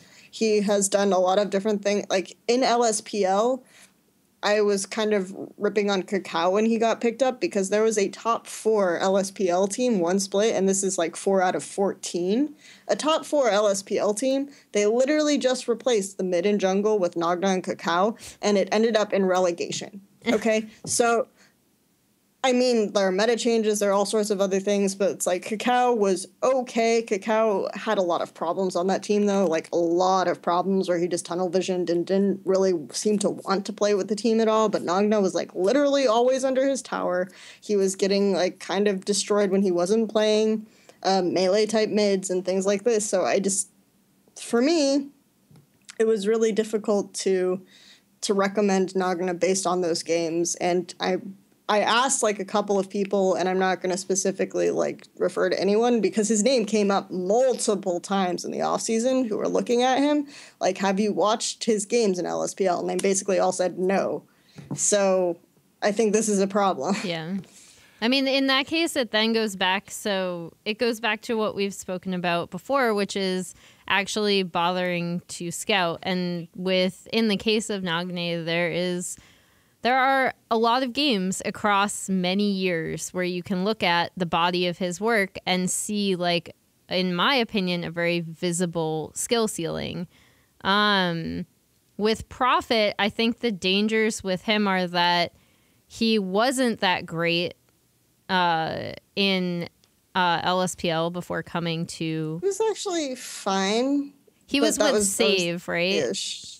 they replaced save with profit. Okay. And the reason why, and when they replaced save with profit, there was a long period of time where he just played stable top lane. Like he played the Maokai and all this other stuff. And then eventually Young Glory got relegated and that entire team just sort of fell apart. So both of these players have been been relegated from LSPL before, just to point that out. And I mean, I think the dangers with Prophet are that people see how he did on SKT, which he actually didn't play all that much. And they're like, oh, suddenly he's this like great top laner because he had really good statistic numbers. I think when Prophet played, like, despite the fact that Huni obviously has like his own strengths and weaknesses, I think Prophet was a very one-dimensional player when he was on SKT. They kind of told him what to do, and he ended up being where they wanted him to be. He didn't really show anything that, in my opinion, was particularly like overwhelming or impressive. And when you take, and we talked about this before, and I was actually thinking of writing a whole history on it, tracking every single player that's left SK Telecom in great detail. But once you take and pick a player out of the SKT ecosystem, how likely are they able to perform for another team, especially one that is a hybrid roster where they're being picked up as an import? And history has shown that it's not necessarily going to be successful. So I guess it's just sad to see them not scout all that much, even though it's not particularly unexpected because we see this happen all the time. And it's like you're going to ask me again, like, what are alternatives, right? Sartorius Kikis was already on the roster. Like, if you can't get Kikis, I actually think Sartorius got a raw end of the deal on Origin, things like this. Like, there were top laners that were available in EU. Mid laners, like, I actually don't think Niski was that good. Niski gets a ridiculous amount of hype, but you literally just go to, like, a National League mid laner, and you can 1-for-1 replace him, and it's fine. Like, I don't know why Envy imported Niski. It's really random. But the other aspect is, like, you look at the bottom lane. I actually think Heek and Shook are probably going to be the standout performers because Spraddle has, like, if Prophet doesn't show up, Prophet might show up and it's fine. Spraddle has the same problem as Nagna, kind of, where he's been in the scene for a while and just hasn't shown, like, steady improvement at all. Heek wasn't good, but he beasted up and became, like, really, really try-hearted, and I think he improved a lot. So I actually kind of feel bad because I think this is going to be an environment where he, like, might lose more motivation because it'll be his second team in a row that's, like, not very good in LCS. And regarding Shook is always kind of Shook needs someone to hold his hand to do well, I think, in the game. And so someone is going to have to also do that. And I don't know. I don't see this team working very well at all. I think we're going to have the return of the famous Elements tier. And yeah, that's about it. All right, let's move on because I know we're running low on time. I haven't been able to get over this cold that I got since before. No one cares. All right, let's move on. China can't stop making bad roster decisions. Kelsey just is obsessed with rosters this week, I think is what's happening. Because this is her second topic. She wrote like 15 pieces of news on roster in like a day. She's just living in the roster world. All right, so break it down, Kelsey. Well, the reason why this topic is really relevant is because China has roster lock, and China doesn't know how to make announcements. So when they have roster lock deadline, everyone announces on the same day. I like this shot of our website, which is all of Kelsey's roster. You get paid per article? Is that what this is? But they don't get paid. So I'm not gonna talk about every single one, obviously, because no one cares. But like the big ones are. It keeps going. It's just like they kept scrolling and scrolling and scrolling. Like the big ones are like I think Vasily maybe to LMK to newbie doesn't really interest me that much because I actually sympathize and I've sympathized with Vasily a lot given his story, which is like interesting and maybe I'll write about it. I like Vasily. Well. The ones that bother me are things like Korra 1 to Royal Never Give Up, Cool to LGD Gaming. Like, these roster moves are really weird to me because I feel like when you start looking at these roster moves, you ask just why, right? And this has been a symptom of Chinese roster moves for a long time, where I feel like the last good roster move was maybe the formation of the WE team in spring of last year. But they brought in Cool to LGD Gaming, which Cool played really, really well on Newbie last split, and but like they have Coco, so they have Coco and Swift, so Cool has to go somewhere else, and then they replace Wayless with Cool. The problem is that LGD as a team isn't necessarily going to be rejuvenated by one roster change, when their management and staff situation is just like so bad. It's just I just feel like Cool is going to die now. And then Royal, his career was looking like it was going to have a renaissance, and that was going to be a really cool story for him.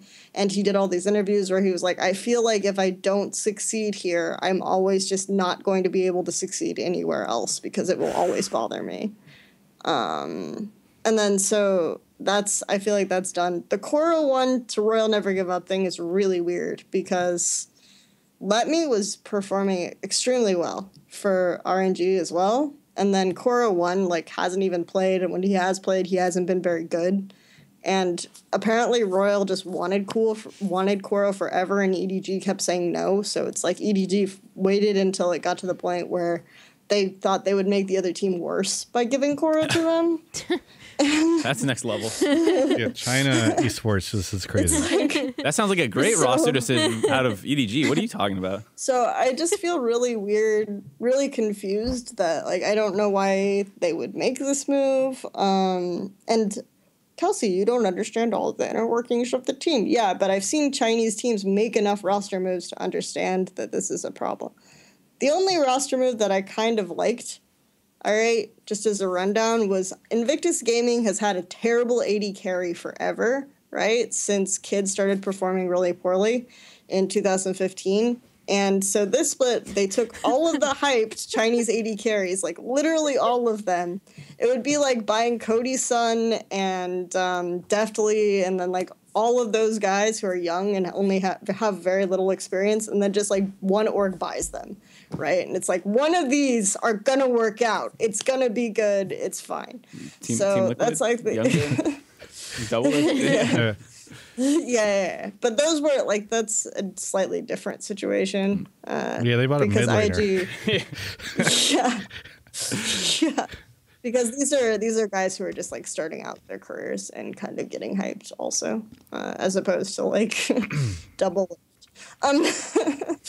But yeah, I think that's the only roster move that I think is positive. But even then, I'm kind of and also they bought an AD carry who was hyped as an AD carry, but transitioned to jungle and now is hyped as a jungle. So they're good to go across the board.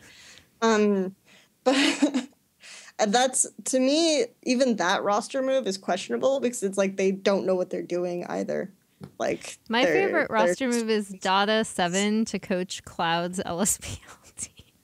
Yeah, but that's the just same me. Organization that has Cloud picked up Dada 7 to coach their LSPL team. And people probably don't even remember that storyline. It was 2014. Yeah, so. Dada 7 was a very bad support that played for OMG because Cloud didn't get along with the rest of the team, and it ended in disaster. And now they're together. He was very bad. There's a really famous Nami wave that Dada 7 did over the dead body of one of Yeah.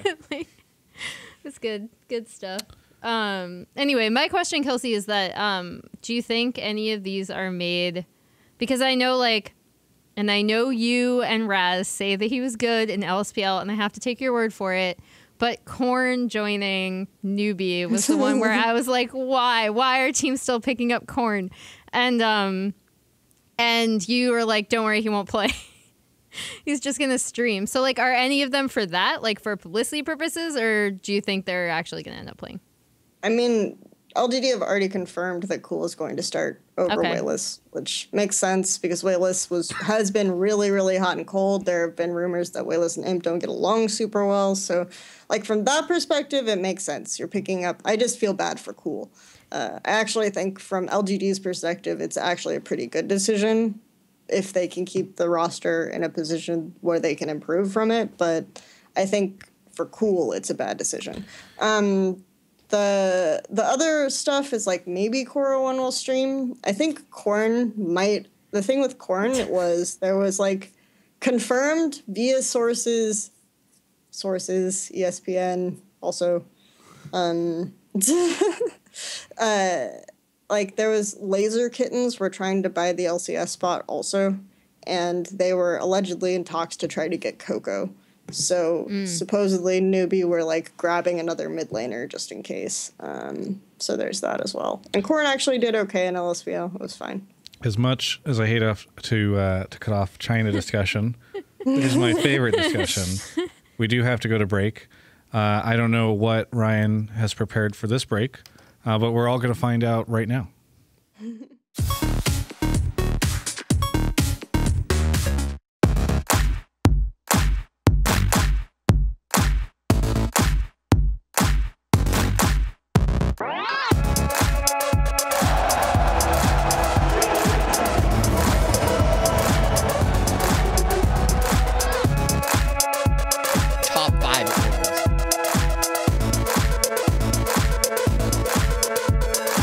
That's it. I quit. I'm so sorry.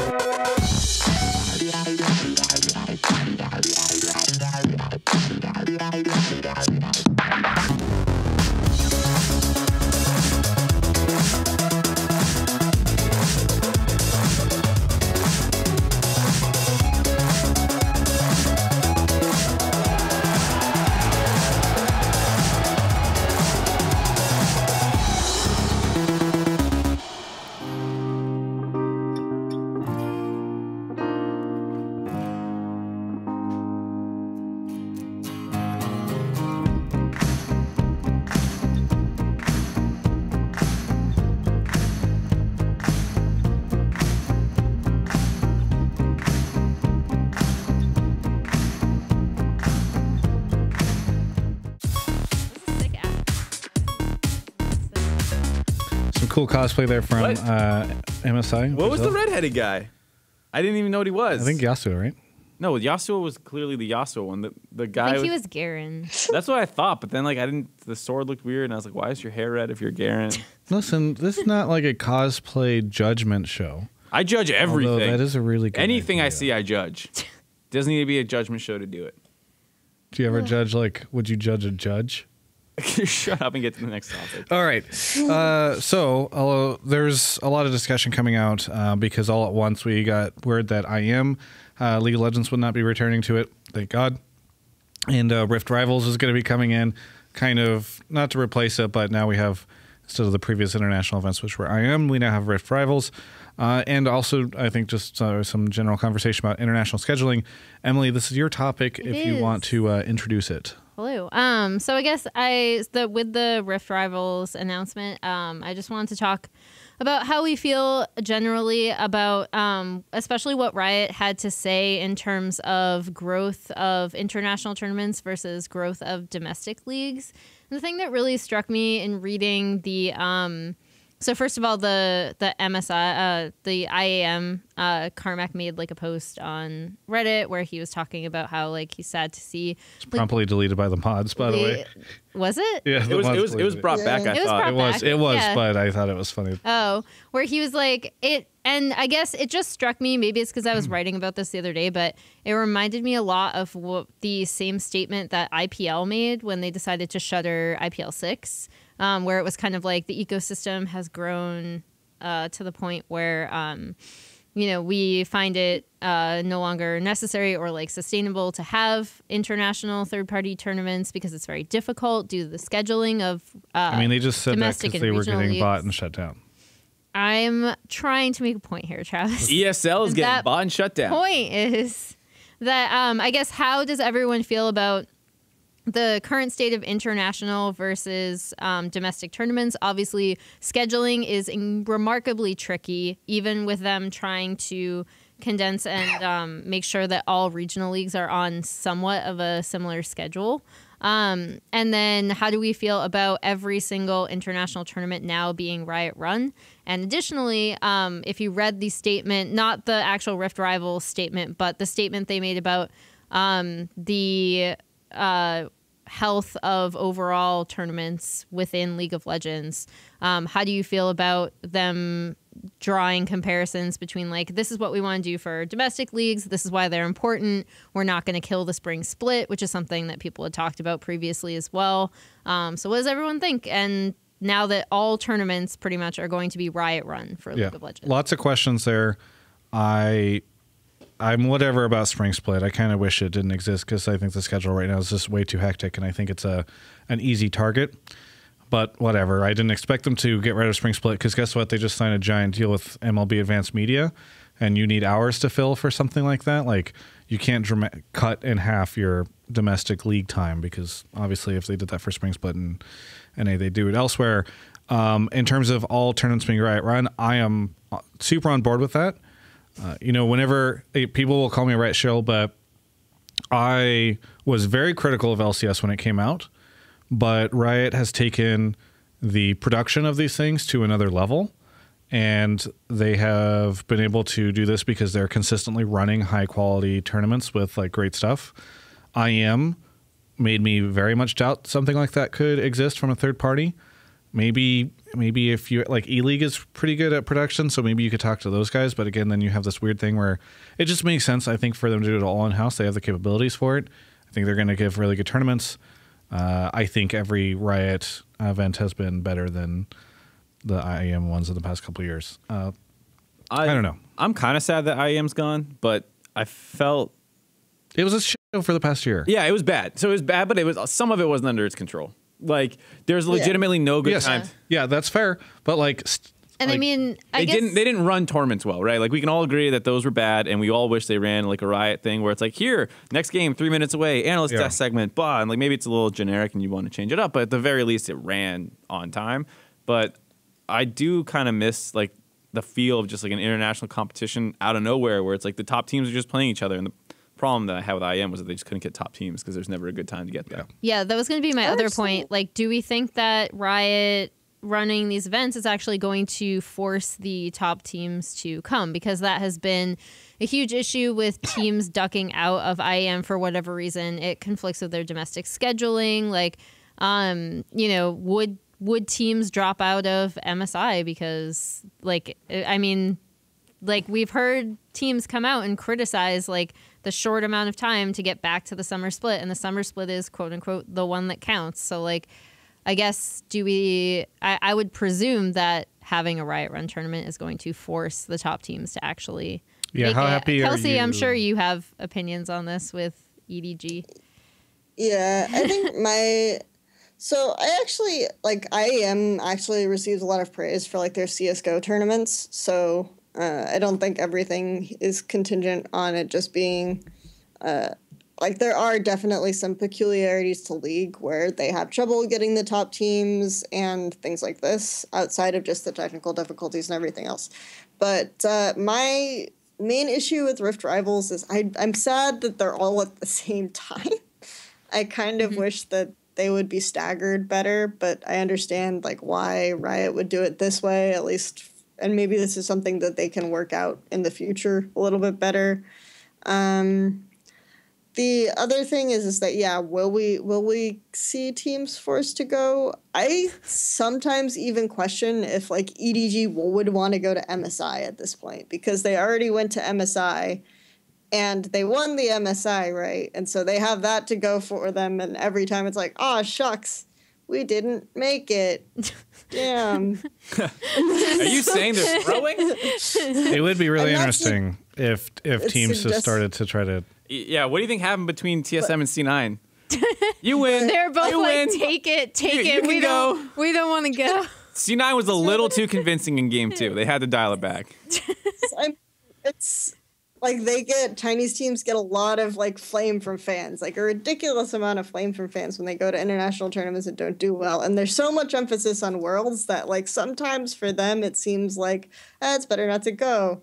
But which makes me really sad because I feel like they could get a lot from that anyway, from just going to the international events. But EDG consistently will weasel out of an international tournament if you give them the chance. And people are like, nah, they just had trouble with these, like with the visas and stuff. Like that's what really happened. And EDG published this statement where it's like the Polish embassy, we couldn't get our visas, and then a bunch of EDG fangirls went to the Polish embassy Weibo and attacked, like started flaming the Polish embassy. And the Polish embassy was forced to publish a statement that said, we never received their application. So it becomes like really obvious after a while that EDG is like intentionally not going to events. And so I'm wondering if they will find a way to get out of Rift Rivals even. So this is like the question for me is if teams are incentivized to go to more international events.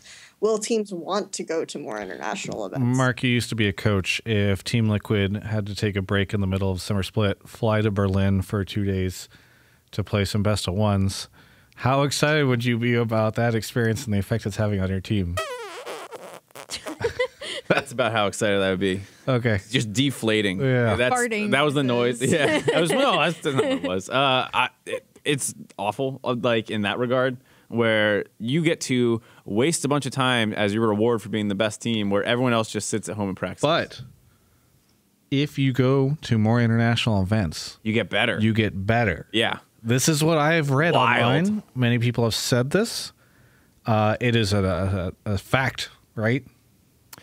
To a degree. Like, if you're a functioning team who just needs to learn more about the meta, then, like, yeah, actually going to an international competition is great. But most of the time, if you're going in the middle of your season where the meta's going to change and what you're going to pick up is pretty much useless by the time you play them again, not so useful. So that's the big thing when people say, like, I learned so much. And it's like, none of that was applicable next season when blast cones exist now or something, you know? So I think that whole storyline is not wrong. Like, teams clearly get better at international competitions, but it basically ends when the competition ends because you'll never get to apply that stuff. Not to mention, the weird thing, too, is it's not like these teams are going to prep for any of this, right? No, they're not going to care.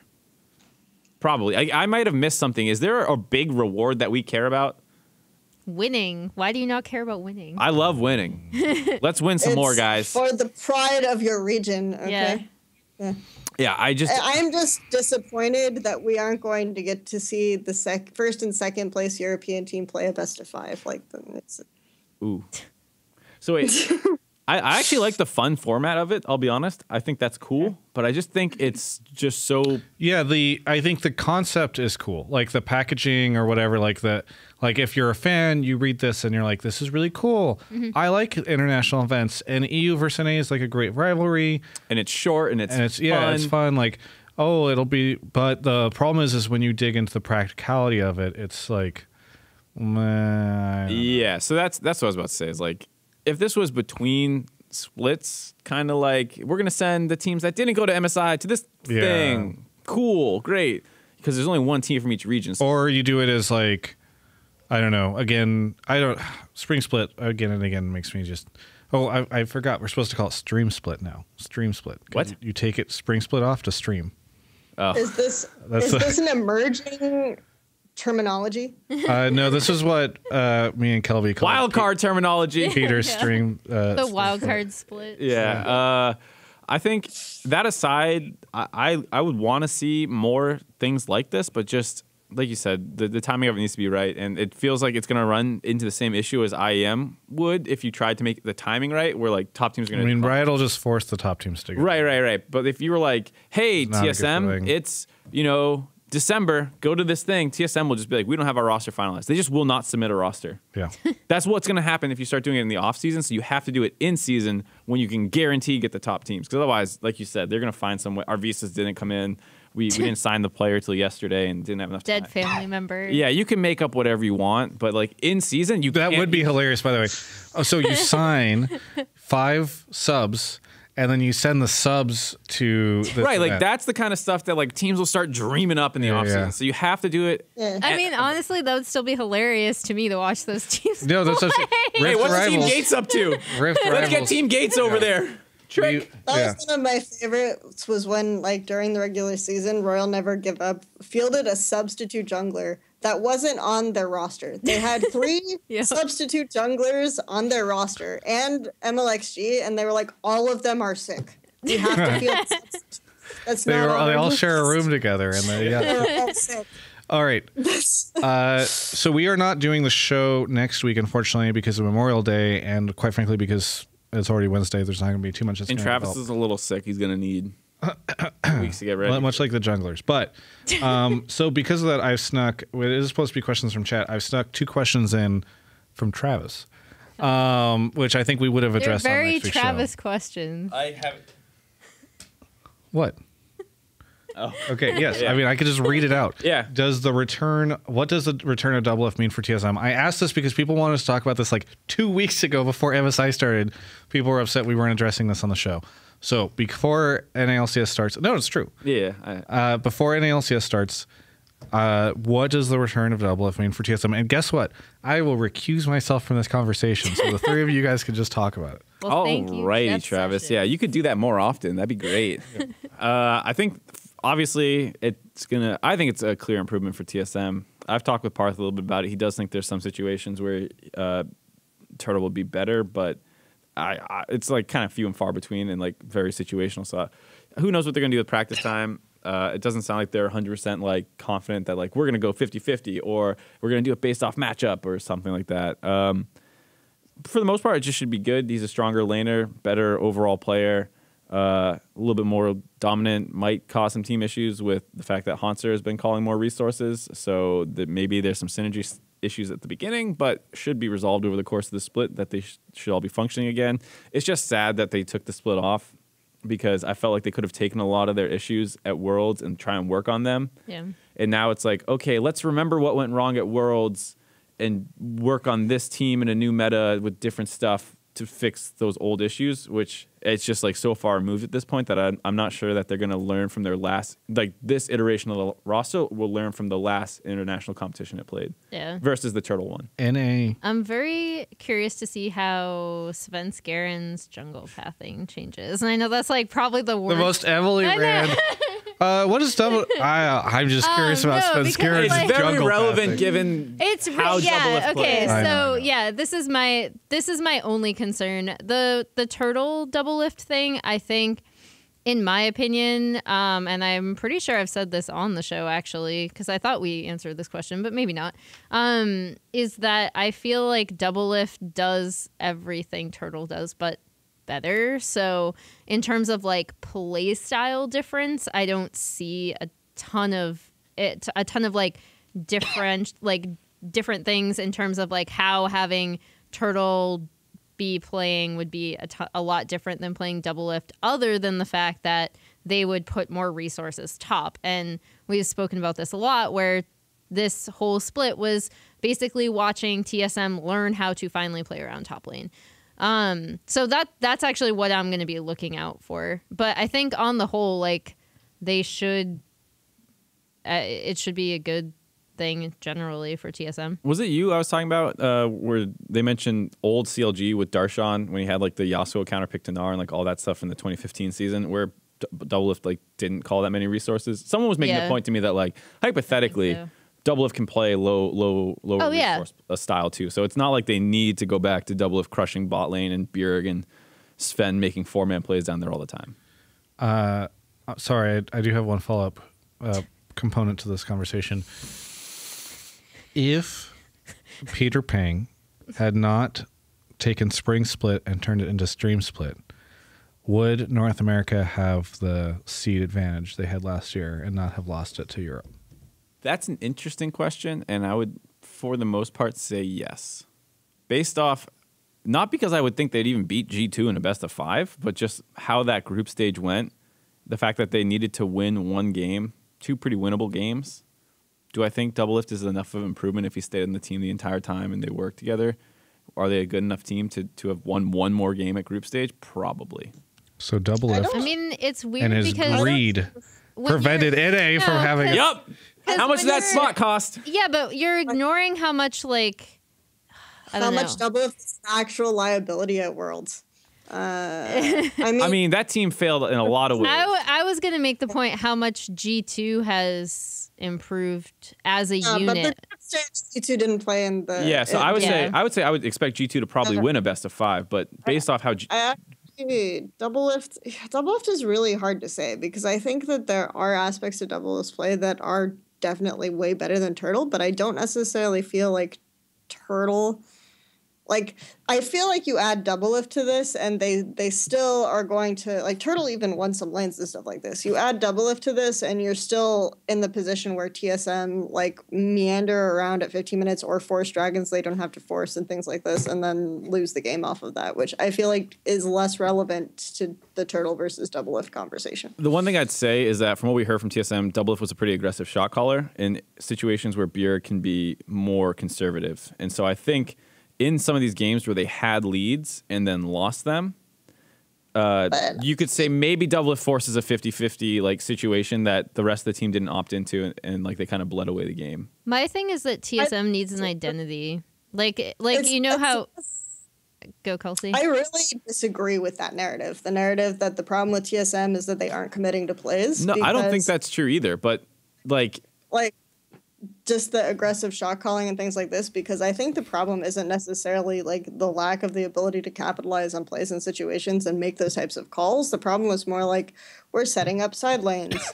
We're setting up this. Like, how are we going to do this properly? That was like much more of a problem for me for TSM than like Doublelift being aggressive when normally Bjergsen isn't aggressive or things like this. Right, but like there were situations where they had Baron buff and Elder Dragon and they just didn't like group Rumble ult them off a turret, right? And like I'm not like 100% sure like Doublelift's going to be like, hey, let's stop 1-3-1ing and just poke them off a turret with Jace Rumble and blow our cooldowns and then like take the turret. Like I'm not 100% sure Doublelift makes that call. But I also think he's just a better player too. So like they might not even be in that situation. That 8K gold lead could be a 10K gold lead and the game's over. It's such a hypothetical, of course, but I think there are enough situations where Doublelift's the better player, and they wouldn't have had to adjust in the spring split, and they would have had this entire time of 3 months that they're improving on previous mistakes that they end up as a better team as a whole. That's my big Doublelift thing. sold. I would want them to. I would want to see how they develop from the team that was at Worlds last year with another split. And to answer the chat, no, we're not ignoring that the Turtle got caught, because Doublelift also got caught at Worlds. Yeah. I feel like that's a moot point. Anyway, continue, Emily. Oh, no, I was just going to say, like, I'd want to see what kind of team TSM would evolve into, because, like, last year they had a terrible spring split where the team looked completely, like, not on the same page whatsoever. They got it together just in time for playoffs, almost made it to MSI, but were beaten by CLG. Then all throughout summer, they got Biofrost, they fixed a lot of their issues, they destroyed, like, they killed it, then they bombed out of Worlds. Now you take that team who was, like, this team that came out and said they had trouble adjusting to the absence of lane swaps because they like just wrapped their heads around it and now they have to do this again, stuff like that. I want to see that team develop and really create like their own identity, which is something that if there's one thing I agree from that random CloudTemplar rant, it's that TSM really doesn't do much outside of lane really well and then sometimes group maybe like and that's like not something that's going to work at an international competition. Like the Gigabyte Marines had a more defined play style than TSM, even though I'd still say that they're a worse team. Doublelift sold NA's spot at Worlds for Twitch donations. And a fat paycheck from Team Liquid, most likely. Oh yeah. That's probably true. All right, the second question from Travis is. Sorry, guys, no time for Twitch chat questions. Yeah, we have to answer all of Travis's questions. But like, we would actually bring these topics up on the next show, and I want to get them in. What do we think of Team Liquid's new roster? 2017, baby. What does that even mean? Mail it in. That's what that means. All right, you can't sign any new great players between splits. Like, who's available? You have to look at the talent pool. Nogne. Right, that looks great. Obviously, Nogne. You know what? Team Liquid really messed up there. They could have ditched Golden Glue for Nogne. What about Easy? I can give you some names of some National League EU mids that will be as good as Niski if they want. What about did anyone's roster moves like look great in the off? Like, is there one where you're like, that guy just won the off season with that move? This team looks great. No. Not clearly, right? So like Team Liquid probably didn't have that many things they could do. They probably were sitting on a bunch of contracts that they have to sit on anyways. Could they not get somebody better than Golden Glue? See, here's the Not thing that without bothers importing. me. Okay, I have something that bothers me about the here we Golden Glue go. narrative, and it's that TL were the ones that were kind of throwing him under the bus. They were like, Yeah. they had so many problems that were not related to Golden Glue. I'm not saying he played really well, and I think we've gone on this rant like on the first show or something. Yeah. But like I feel bad for him because like this is a team that basically said you're the source of all our problems, and then he went to Korea to train. It doesn't matter because the question remains: could they not have gotten something better than Golden Glue? Because as much as you may say Golden Glue wasn't all the problem, Golden Glue wasn't any part of the solution. You could say Golden Glue was arguably the worst mid laner. Close with like Ninja, maybe I think would be like the other one. Yeah. And like Pobolter at the start of split looked awful, but he figured it out. So like he was probably one of the weakest mid laners. But no, I don't think there's a better one just sitting there that's not an import. And then once you import someone, it's like, all right, bye Piglet, let's grab an AD carry. The solution was obviously to keep Piglet Yeah, keep Piglet mid. You're right. There we go. That's and the then one. get another 80K. I mean, there was literally no better option than this. There might have been. I'm not saying there hasn't been, but like You're talking about the team that played Piglet. I know. I'm just saying. there's Like, shouldn't Team Liquid fans be disappointed in that? you should be disappointed because you saw this. China level roster based decisions. So there you go. Yeah, you've seen this team fail. I don't know how all these 5 guys get back together with confidence. Like you just all massively failed, and like it's the same thing that you're saying about the Golden Glue issue. Now at this point, they're basically saying, never mind, the team was fine, but it was all the coaching staff's fault. Yeah, it was all the coaching staff, and the other thing they brought up was the meta. So like now that it's not like, you know, Rainover isn't struggling with the meta. And like Piglet can go he'll Pele magically Lucian. be better. Yeah, and Piglet can play the 80 Callisto, carries. He can play Twitch. Caitlyn. Twitch, yeah, like so, to a degree, they're right. Like, yeah, your coaching staff was a problem from what I heard, and yeah, the meta wasn't great for your team, but it wasn't like those 2 issues resolved. You're now playoff level or like anything. So they're probably just trying to avoid relegations before they retool for next year. That's how this feels to me, and they probably. Maybe they're so certain that they'll be able to survive the franchise thing that's that even what- if they get relegated, they're fine. And they always have the panic button. Doublelift? Yeah. Turtle, Hey. I don't know. What do you think? Maybe Turtle doesn't stay there for the whole time. Yeah, why didn't they get Turtle and then they get Easy Hoon? Because they still have to convince TSM to give them Turtle. So? TSM gave them Doublelift. Like, you don't think they're going to give them Turtle? I feel like that roster would be terrible anyway. Yeah, I don't think- Yoon and Turtle.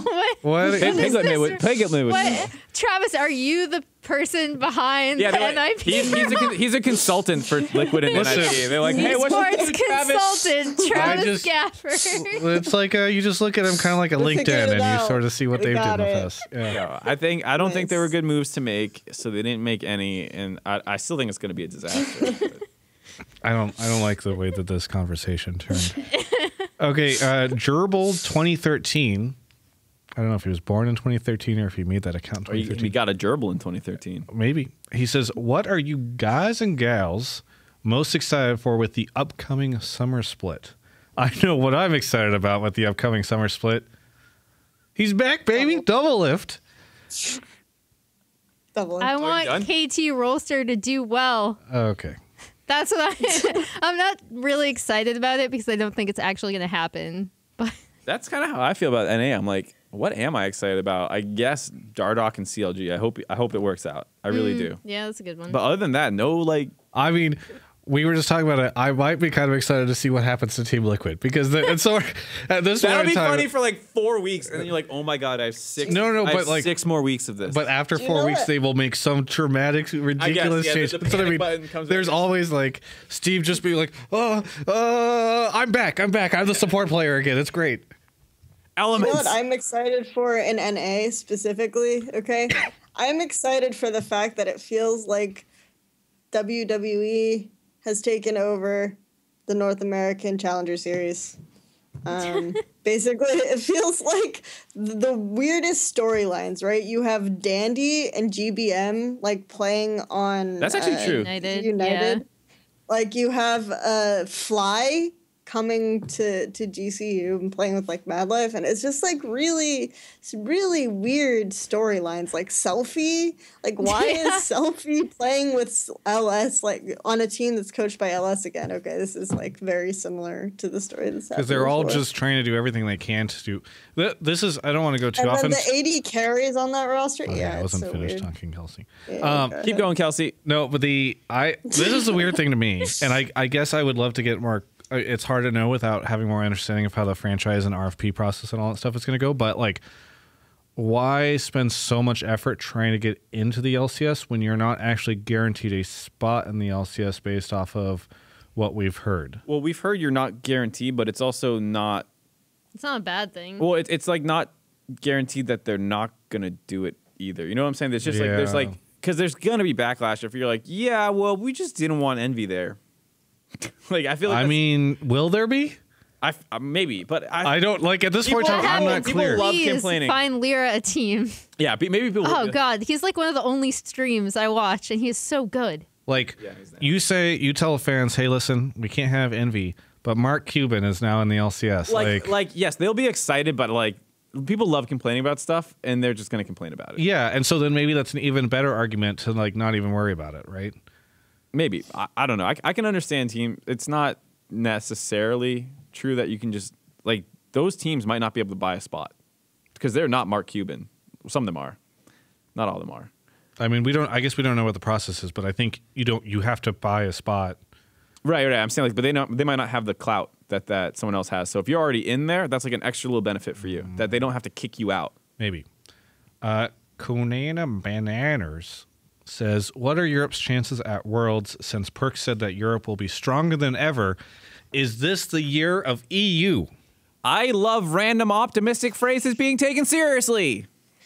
I mean, as much as I make jokes and stuff, like I will be the first to admit that G2, even before this tournament, and I feel like G2 actually worked out some more fundamental problems besides just the meta at this tournament.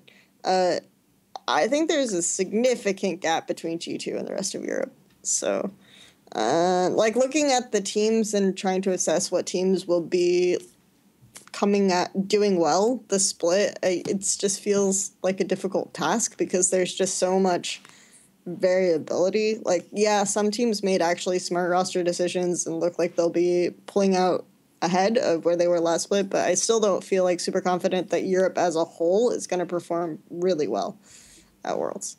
So, and that's it. That's all we needed. Nobody else.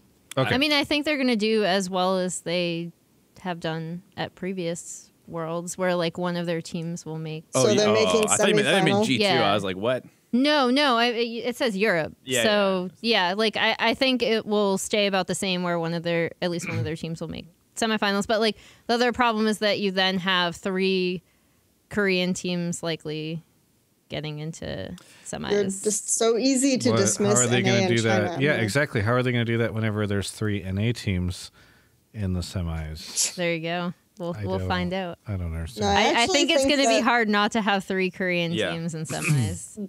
I feel like there hasn't really been like a good regional rivalry in the history of League of Legends, and we finally kind of have one with China and Europe. Yes. Like I feel like the EU and NA one was always been like super one-sided, but China like tanking super hard in the past few years has actually made like and Europe actually getting better to an extent has made for a more competitive like second tier, and like NA even gets up there sometimes. Like I'm not gonna smack down NA super hard. Like they do well in best of ones, whatever. Or when the person we draw is not too good. Yeah. So yeah, there's like I feel like there is kind of a rivalry for the second spot right now. Yeah, so. but it's like a weird rivalry, isn't it? It's not like you can like because what makes a rivalry great is when you can like look at the fan across from you and be like, F you, you know? Yeah. And I feel like there's just not that level between... I can do that, so... Yeah, you can, but I feel like generally there's just not that, like, level of animosity between Europe and China. The way it exists for EU and NA, we're like, I think EU fans still, like, based on our Twitch chat for this conversation, they still care way more about NA as well, I mean, we're pretty NA biased show, but...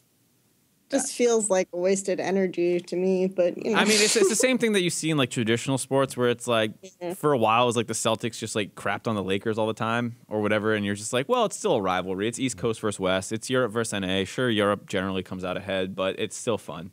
More fun than China versus EU because you just like there's not that interaction. Janny TV, last question. Predict top 3 NA teams.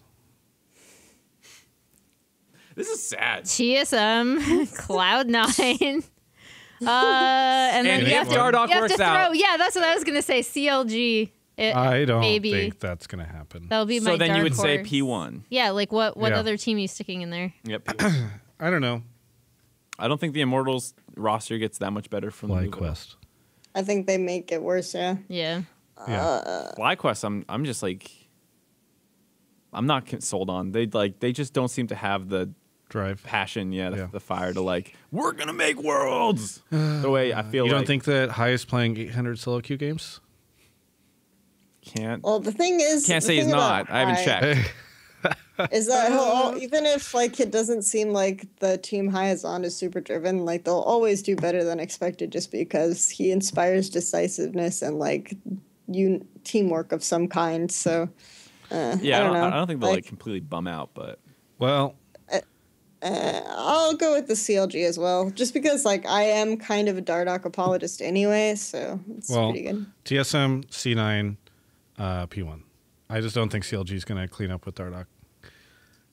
That team, listen, think about that team. That's the team that kicked Peter because he was being too toxic, and now they've got Dardoch. that's what I was saying. I was like, Yeah. I was arguing with Scar about this. Yeah. He was like, look, they've worked with troubled players in the past. I was like, they kicked him.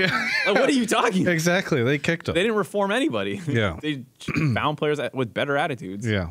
So I don't But think I also Dardoch is the think- place you send. I think I mean, they TSM, I would send probably Dardoch have to TSM before I would send him to CLG Yep. because I think TSM could. Yep. Part of actually the go issue with Doublelift, though, I think, was just like years of that type of situation, whereas like where the same problems would keep occurring and it eventually got to be too much. Whereas like you can have a burst of like confidence from having a new player that lost a split, right? I think that's fine.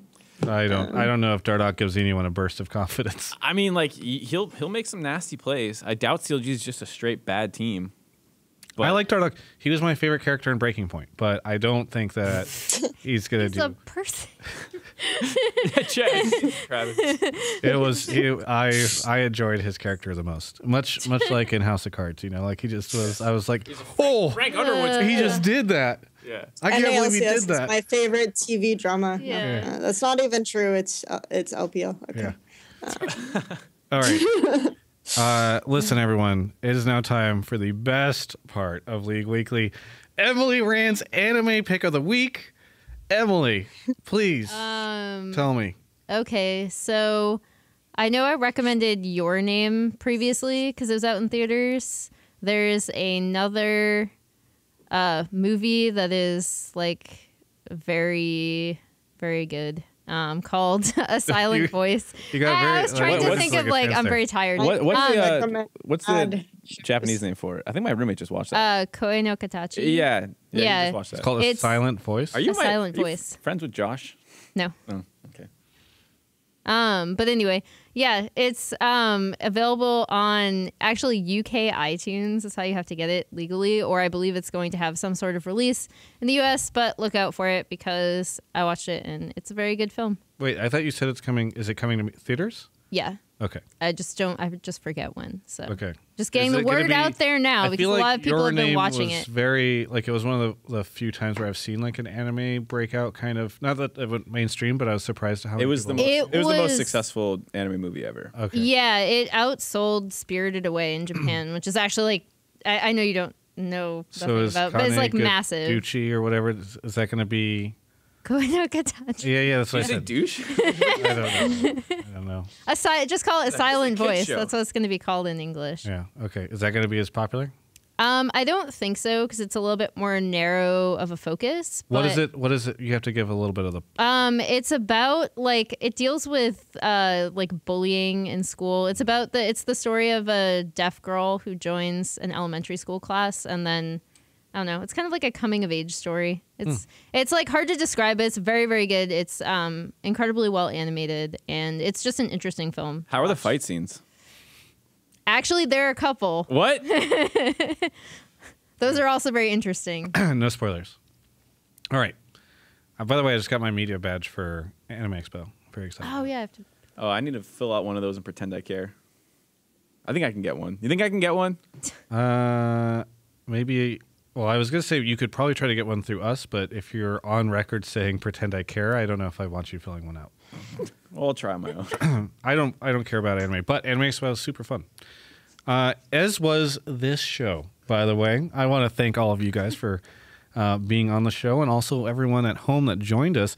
We're going to go down the line and do a little bit of a shout out. Thank you. Anything, Mark, you want to start off? Just everyone who's in here, just check out the ULOL finals that are going to be going on this weekend. I'll be casting them and doing the analyst desk and all that stuff. They start tomorrow, so look forward to that. Better storylines than MSI, I hear. Probably. There's a lot of cool stuff, actually, between like UBC, SFU, and like all those teams. There's nothing at MSI. Emily? I mean, I'm just looking forward to Korea starting back up. Who's excited? No, just me? Okay. When is it? I've also been watching... For people who might be uninformed, when is it? I believe it's Tuesday. It's the 30th. You don't want to get underneath the desk? I can wait. What if you roll over? Anyway, so yeah, Korea is starting. And I know NA starts next week as well, but I'm going to be writing a few things about that and a few more MSI wrap-up pieces and interviews that I did while I was there. Very good. Where can people find you on Twitter? At League of Emily. Kelsey. Has anyone ever told you, like, that you have an ASMR voice? I think just if people want to watch Demacia Cup and EU CSQ, that's been really fun. I'll probably write something about the use of Rift Herald in those games because it's like the first time we're kind of seeing that before the main league startup. And I did kind of want to respond to, because a lot of people were asking in chat about it, I did kind of want to do a response to the, Thorin did an esports salon on franchising, the topic of not just franchising, but also region locking. And there was a lot of stuff that I kind of have to say about some of that. So I might write about that. It's going to be like when you started a fight with Weldon. It might be. That will be fun. Please. 10 second. Do you agree or disagree? I'm just interested. On the region locking thing, I actually am. It's interesting because I started out being against region locking, but seeing how bad people are at understanding like why players succeed, I am now for region locking. Yay! So yeah, that's a kind of my perspective there. All right. Well, thank you so much for watching the show. You can follow me at Travis Gafford. We do host people are at work, Travis. Don't put them to sleep. Every Monday, generally speaking. But we'll be observing Memorial Day next week for that. So we'll be back after the start of the LCS. We post the show onto YouTube, and they're playing me out now. So thanks for watching.